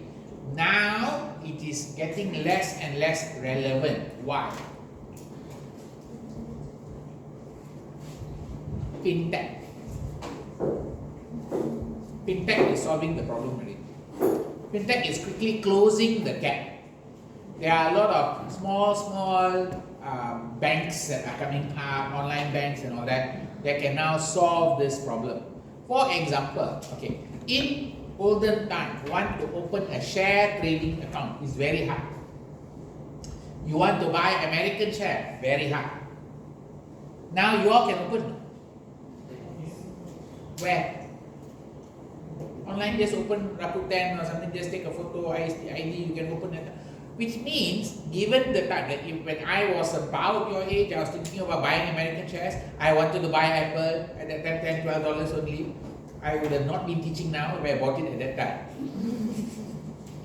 Unfortunately, very complicated. To buy the share, you have to go through A, B, C, D, sign so many forms, and then they'll vet there so many processes. Too complicated. Until so much so you give up hope. Does that make sense?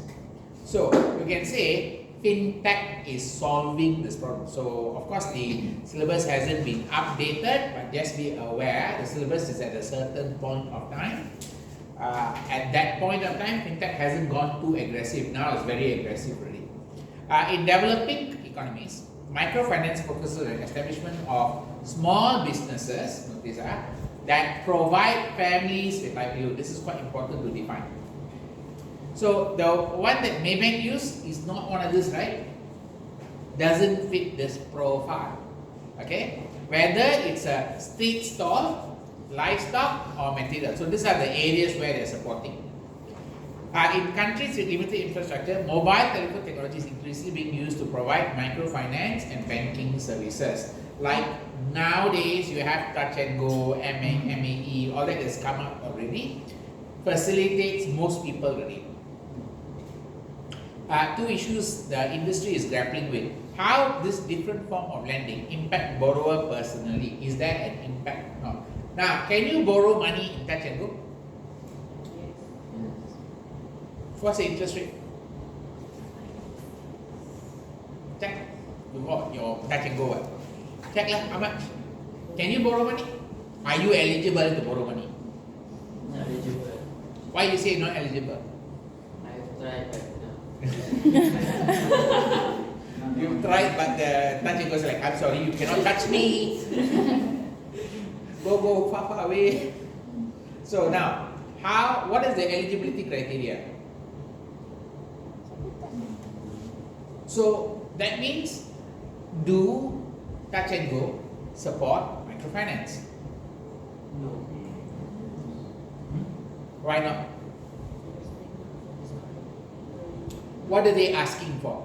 They're asking for your money, your status, how much income you got. If they start asking for all of that, then you can't be microfinance already, because these people in microfinance category may not have that much money. Not stable also, got it? Interest rate 6.88 Per annum, 6.88. Quite high also, Yeah. Okay lah, lower than the credit card lah. You know how much is credit card interest rate, right? Credit card, 18. 18. Credit card is, I think 1.75 or 1.75 per month. It's very high, got it? Okay, now, there is how microfinance impact local national economy is still at question mark. These are two things that are still question mark. Whether or not there is an impact. Notice the keyword impact. Got impact or not, nobody knows. Okay. Now, community-based financial organization include village-based entities such as village bank and self-help groups. So there are certain entities like this. For example, in Uganda, there is an entity called BSLA. Can you find it? Uganda, BSLA.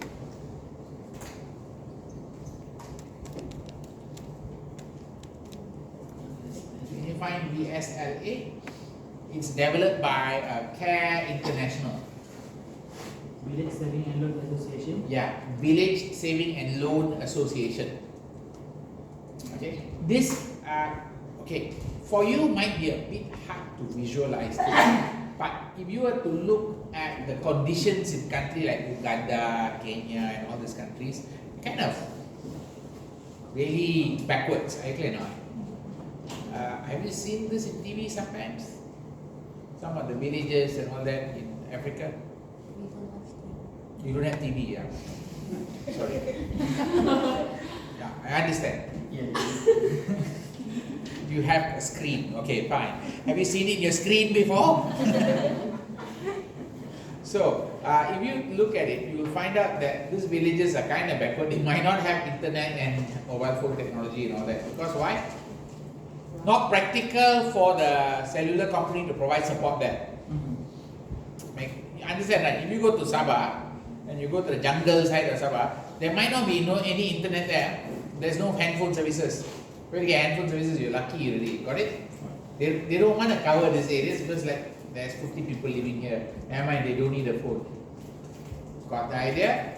So in that kind of conditions, these people cannot use the phone as banking services already.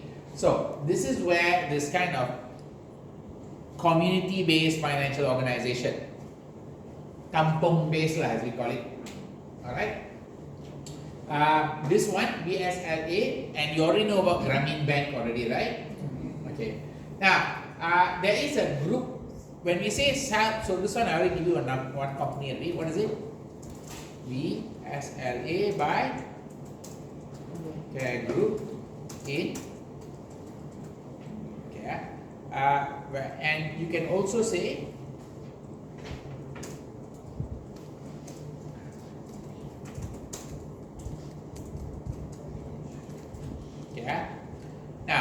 Village-based entities, village bank and self-help group. These are example. There are a few in India. Okay. For example, there's one called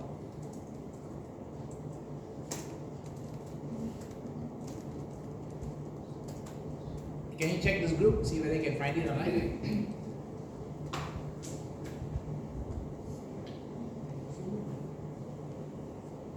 Say what? Self-Employed Women Association. Can you find it? Self-Employed Women Association. These are entities that basically target women and supposed to support them and all that. Does that make sense? There's another one. This one's India.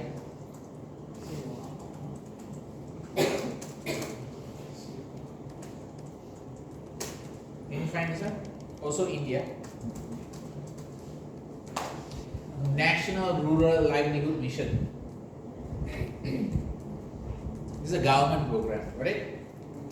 Also targeting women. Clear? Okay. So, this type of entities, Malaysia, have anything serious in Malaysia? Can you check any women assisting financing entities in Malaysia? Finance.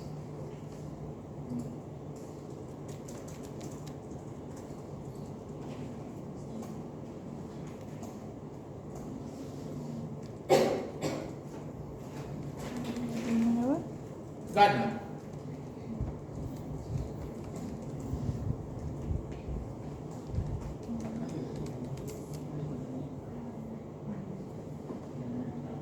Women assisting entity. Assisting.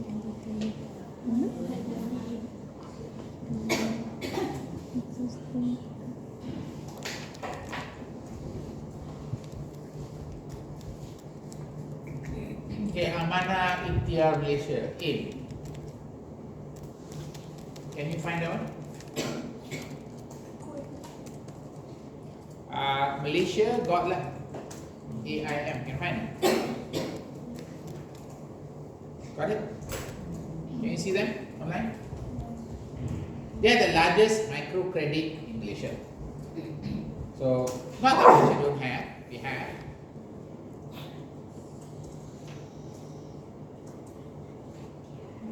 Can you find it?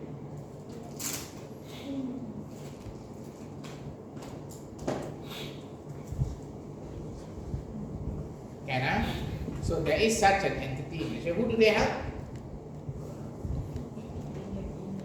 Notice again the target is female. Can see so there is a heavy focus on females. Why? You know why? Anybody know why there's such a heavy focus on females? Increase the household income. Well, it's kind of sometimes like this. Men sometimes don't take care of their families. True. So the women have to take care of the family and end up they have to figure out a way to solve the problem, got it? So this is where this is coming in. And that's why you see across like India, Malaysia, all that, you see most of them targeting the female segment, not targeting the male segment. Why? The male segment can go anywhere and earn money. Yeah. Female cannot, very hard to leave the house because they have kids and all that, got it?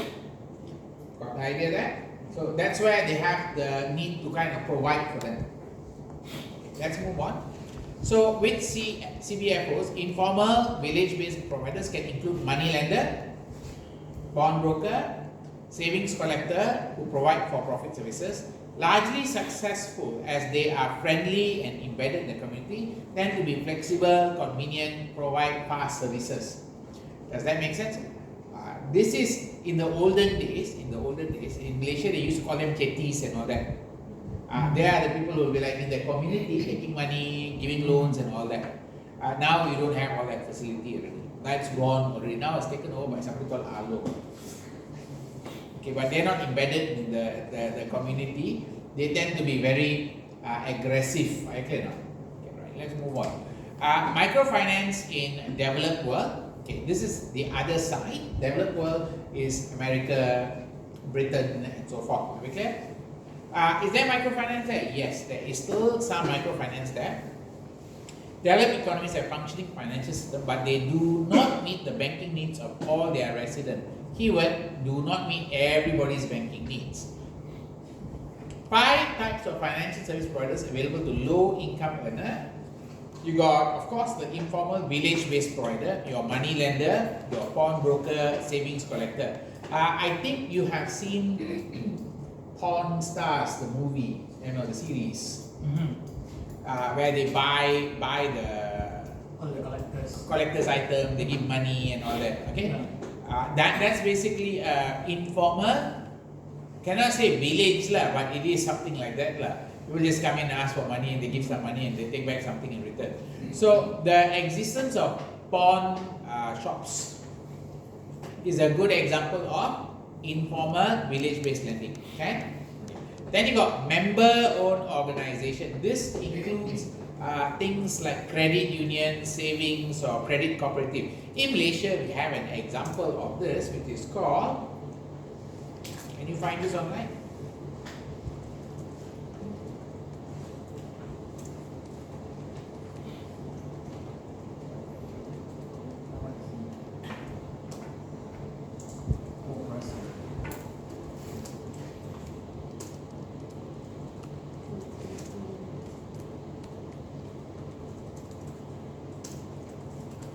Can you find this one?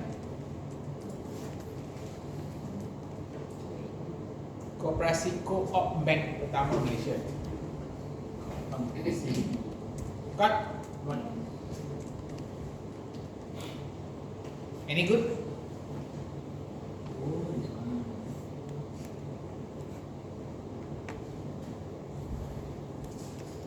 So understand that it's member owned, And these cooperatives are pretty good if you can get some. Like I knew there was one for the plantation side. Plantation sector, they had their own cooperative for their planters and all that.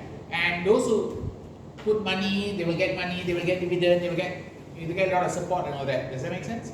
That's an example of member-owned organization. Okay. Then you got non-government organization, multi-purpose NGO. Multi-purpose NGO with microfinance services separated from other services.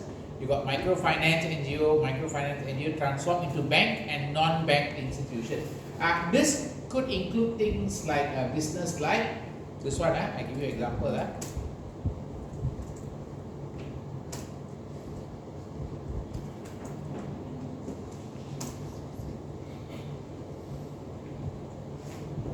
It was a cooperative bank that then finally became a bank. Okay, remember? But this one is a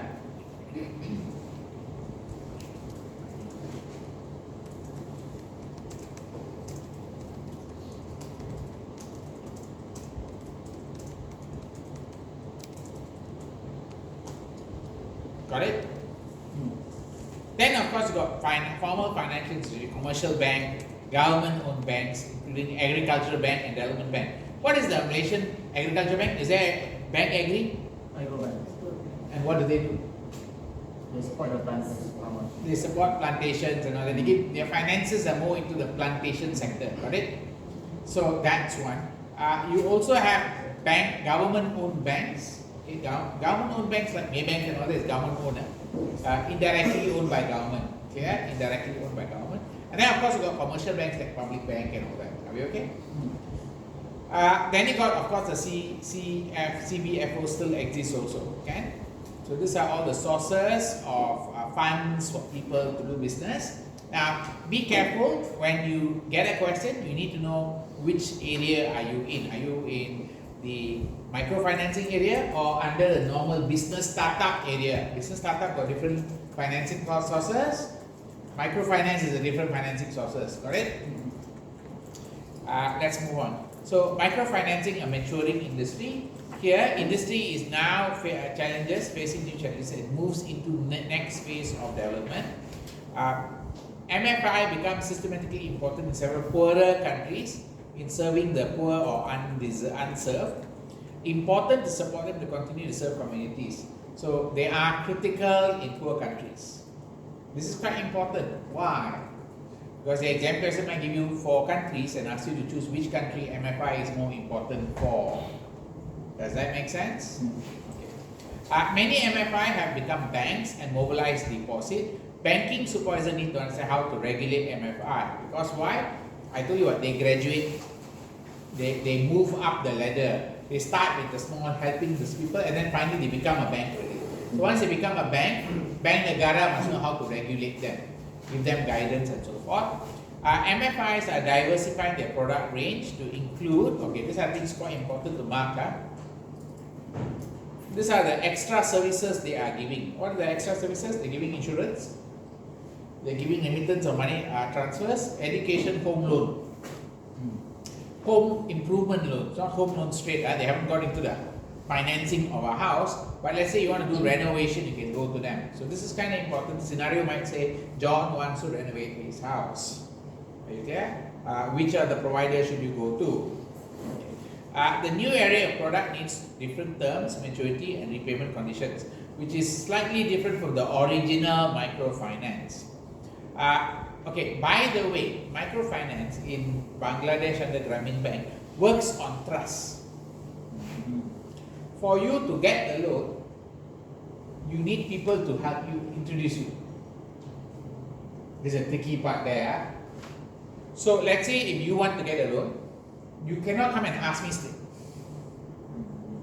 She must already have loan and she's paying properly, and she's also taking a loan. So you might need to get 2 people to back up you. It's like guarantor lah, indirectly lah. But they are not going to be liable for your loan. But you need to have some like character reference. Boleh dipercayai, can trust. So don't worry about it. Does that make sense? Okay.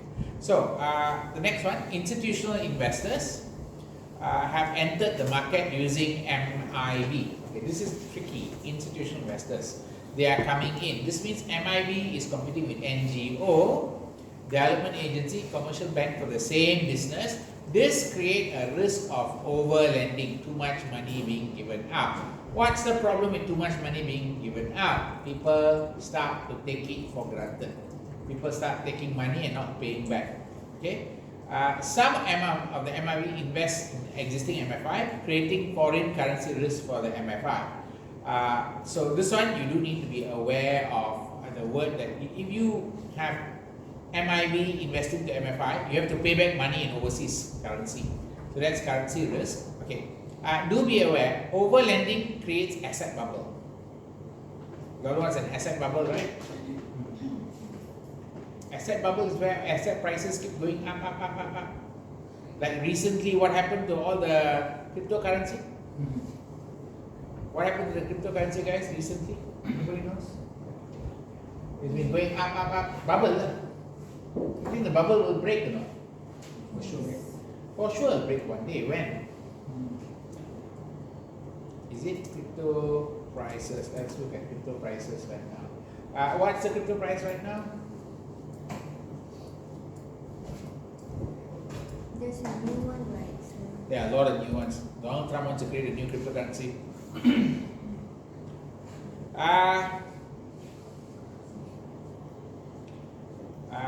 That's this one, okay. What's happening? Most of them saying what? This coin also went up so much, you know.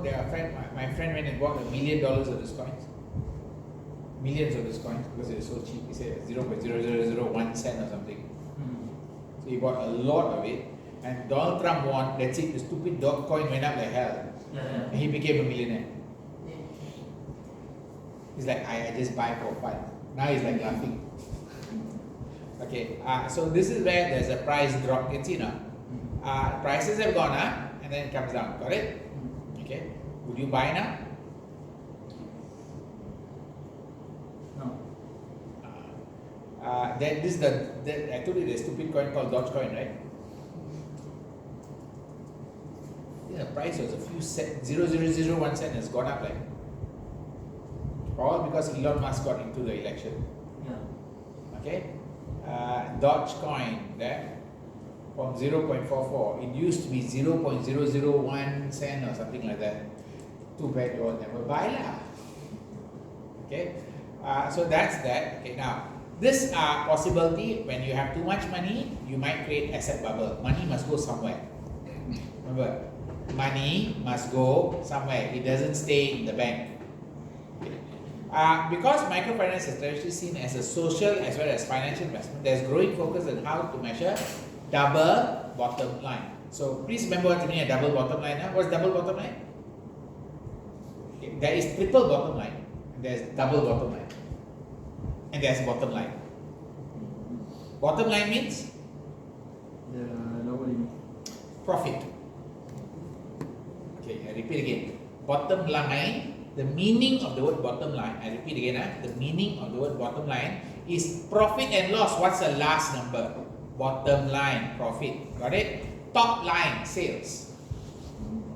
Are you okay? The terminology being used? Can bottom line, top line. When they say double bottom line, social impact plus profit impact. If they say triple bottom line, environmental impact, social impact, and profit impact. Okay, are we clear on triple bottom line, double bottom line, and bottom line? They won't use the word single bottom line. Okay, now clear on that part already. Let's move on. New business model to support financial inclusion. So over time, because of your technology, like I said, fintech, digital information communication technology increase the business model delivery platform available. So people now can do banking through the phone as opposed to banking directly. So much so nowadays you don't need an ATM card already, yes or not? You just throw away an ATM card, okay? Technology can facilitate greater efficiency, lower operating costs, and what time is it? And greater market reach. You can reach more people. Technology allowed MFI Musoni Kenya. Okay, can you check Musoni Kenya? Well, you already know cashless payment system. We are already doing it in Malaysia quite a lot. Okay, but in Kenya it's a big thing because it was new. And as we moved into Touch and Go, and then MAE, and then all the other banks now have a cashless payment system like that. Not only it is just Maybank only, right? CIMB have also something, their own version of cashless payment. Anything else? Any other bank? Alliance Bank got no? Any of you? Wait, hold on. Let me check. What bank are you using? Maybank? Yes. All of you using Maybank, is it? Okay. You got Bank Islam? Anybody using Bank Islam? 1, 2, 3. Okay. Any other bank? Bank Rakyat? How many using Bank Rakyat? Why 3 of you using Bank Rakyat? Is it like you started with Bank Rakyat right from the day one? Okay, fine. CIMB? The octopus, is it? Using the sotong, is it? What's the other bank? Alliance Bank? RSB? Hong Leong? So, yeah, it's a spread about. Nobody has a real. Does Hong Leong have their payment system? Scan and pay? Don't have tak tahu? Do you have an app for Hong Leong? Got app or not? Okay, those of you Bank Rakyat got app or not? Yes. Boleh bayar tak? Yes. That means you can scan and pay already lah. Yes. Okay. CIMB also got, Maybank also got. Hong Leong don't have, is it? Tak tahu. Hong Leong users? No. Don't have. Ada. Can pay. All the banks have already moved already. Okay now. The first to move was Maybank lah. First mover is Maybank. Then everybody else wait and see Maybank, how the Maybank have done it. Then they copy. Does that make sense? Okay. So MFI Baobab has explored a digital credit line. Customer receive a text message indicating their eligibility for loan that can be paid immediately by field agent known as a correspondent. So they have also moved to that level where your loan application is done online. Blockchain, okay, this is very important technology. Blockchain has attracted interest in microfinance sector due to potential for tracking payment, recording transaction, and also cheap and secure, eliminating need for intermediaries. Do you all know what is blockchain, guys? Yes, no? you do need to know blockchain because you know why? There's a big diagram inside your textbook. And you have to know how this works because this is used to be quite big in the syllabus, now have been reduced to a smaller amount already. Okay, blockchain uses decentralized public ledger. Okay, this one does come up the exams, final exams, without the need for central trusted authority. They have an open ledger. Cryptocurrency or digital token is digital representation of value that can be used to with other participants. Okay, so you can see this idea here. Okay, pay attention to this part. How does it work? How does it work? Someone requests a transaction on the blockchain platform. Okay, the requested transaction is broadcast to the P2P network consisting of miners. Okay, this computers known as nodes are miners. They are people who are mining. Does that make sense? Okay, so what do? They do the validation. The miners do the validation. Okay. Once validated, network will validate transaction and user status using algorithm. Okay. Notice, a verified transaction can involve cryptocurrency, contract record and so forth. Okay, pay attention to this part. The cryptocurrency is a byproduct of the mining process. Cryptocurrency is the byproduct of the mining process. So if I use, for example, I want to use Bitcoin for verification. Okay, what will happen is my transaction will go to Bitcoin. The miners will do the verification. Bitcoin will charge me enough for doing the verification to provide the service of the contract. Providing this, are you clear now? Bitcoin will charge me. The miners earn the cryptocurrency from mining. Does that make sense? So there is some money being earned by the platform also. Follow? Okay. Then once verified, transactions combined with other transactions to create a new block of data on the ledger. Now you do need to know what is cryptocurrency and where are the applications for this kind of system. Okay, blockchain system. First, cryptocurrency, medium of exchange created, stored electronically in the blockchain using encryption technique to control creation of monetary unit, verify transfer of Bitcoin is known example. There is Ethereum, there is Solano, there are a few types of platform. Okay, if you look at it first, if you look at your textbook, they didn't talk too much about the different platform. In the past they did, okay? In the past they did. Here they talk about Bitcoin only. Now, cryptocurrency has no intrinsic value. It's not redeemable for other commodities such as gold. There's no value. What's the value? The value is dependent on the market valuation, okay? Has no physical form, exists only in a network. Its supply is not determined by central bank and network is completely decentralized. Are we okay with this part? Now, there are unknowns and their benefit. By using, okay, this one is not using cryptocurrency, this is by using the idea of blockchain. Increased transparency, better tracking, permanent ledger, there's a lower cost for the transaction. Now, why lower cost? Because the verification is not done by people. It's done by system, so you don't need to pass through many transactions to verify, okay?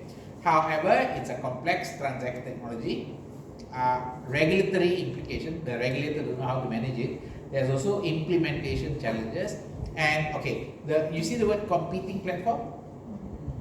These are the Bitcoin, Ethereum, all these are platform competing for the same thing, verifying your transaction. Does that make sense? Okay. The potential application for a blockchain technology is, you got automatic, consumer could use blockchain to manage fractional ownership of autonomous car. In the future, there might be a car that everybody uses. Okay, the word autonomous car, you know what that means, right? Self-driving car. So if they create a self-driving car, and when you want to use the car, only you call the car. The car can be parked somewhere where everybody is sharing it. So when you want to use the car, you book the timing, then the car comes to you. Then another person book the timing, the car go there. You just keep going to everybody. So everybody owns a car. Keyword, you're not driving the car. The car self-drive. Does that make sense? So they're saying it's possible that you own maybe 10% of the car or 20%, so you can use 20% of the time. Another person owns 10%, so can use 10% of the time, and so forth. Okay. Then you got financial services, faster, cheaper settlement could save billions of dollars of transaction costs by improving transparency. So no need to have people verify, check, and all that. All of it is done automatically, so cheaper. Using blockchain could cast votes by smartphone. So you don't need to wait in the queue. Have you voted before? So remember waiting in the queue for so long and then finally reaching the place and voting, yes or not? So imagine you can vote on the phone. So much more easier, right? Can they do that yet? Not yet. But the blockchain should have enabled. And healthcare, maybe you can have your data encrypted and shared with all the providers. Like right now, you go to one hospital, they keep your record. You go to another clinic, they keep your record. Everybody keeping your record, but nobody knows what's going on with you. Because your records are all over the place, yes or not? So if you can centralize it, it's better lah. But there's a problem lah. In Malaysia, everything gets sold. Your IC already went to the dark web already, right? All your details are dark web. Somebody is selling it right now. Okay. So, are we okay on this diagram already? Okay, this is a critical diagram. You should be aware of that diagram. Let me just go to one more idea here. There's another diagram. Where is that? Okay. So, are we okay on the blockchain already? 10. What is the role of accountant in this place? The role of accountant is supposed to maybe bring in their accounting and finance skill to develop governance structure and basic bookkeeping for microfinance. MFI must cover their financial costs. Okay, that's important. Accounting for microfinance sector is largely focused on social outcome. So how to manage or report social outcomes are critical. Assessment of outcome has been criticized, influenced by self-selection bias, meaning a lot of companies select what they want to report. They may not report everything. Okay, that's selection bias. This is important, mark this one. Studies that control for bias tend to find less pronounced outcome, meaning once you remove the biasness, they find that the microfinance doesn't really help society. It's just another nonsense that sits around the side, make looks good but nothing really good, right? BIG 2007 recommends investors be cautious on relying on SROI as an indicator. Okay. Financial inclusion using blockchain. So if you look at blockchain, does help people who have no access to get access to the technology. The key word here, use of smart contracts. This is where they use blockchain to create the contract. So no need to have lawyers to prepare and verify the contract. No need to go through all the process of stamp duty, everything, all that cut off already. So the smart contracts might be enabling faster transactions. Blockchain and cryptocurrency also provide secure digital identities to users, also cut down transaction costs. So imagine you do, I think I saw one person do wasiat, you know wasiat, right? Wasiat, to write wasiat and all that is kind of costly, but these people use blockchain and create a smart wasiat. That's an example of cutting down costs because they don't need to use so many lawyers and all that to do the transaction. Risk that low income communities place more importance on access to non-monetary resource, social capital and direct exchange of goods. That might be a problem. Low interest loan and low fee international transfers are not necessarily valuable. Crucial that intended beneficiaries are involved in design implementation of any platform. Okay, that covers chapter 2. We are done. Let me just do the attendance and we can call it a day. So next class, be ready. How many didn't come today? Don't know, let me check.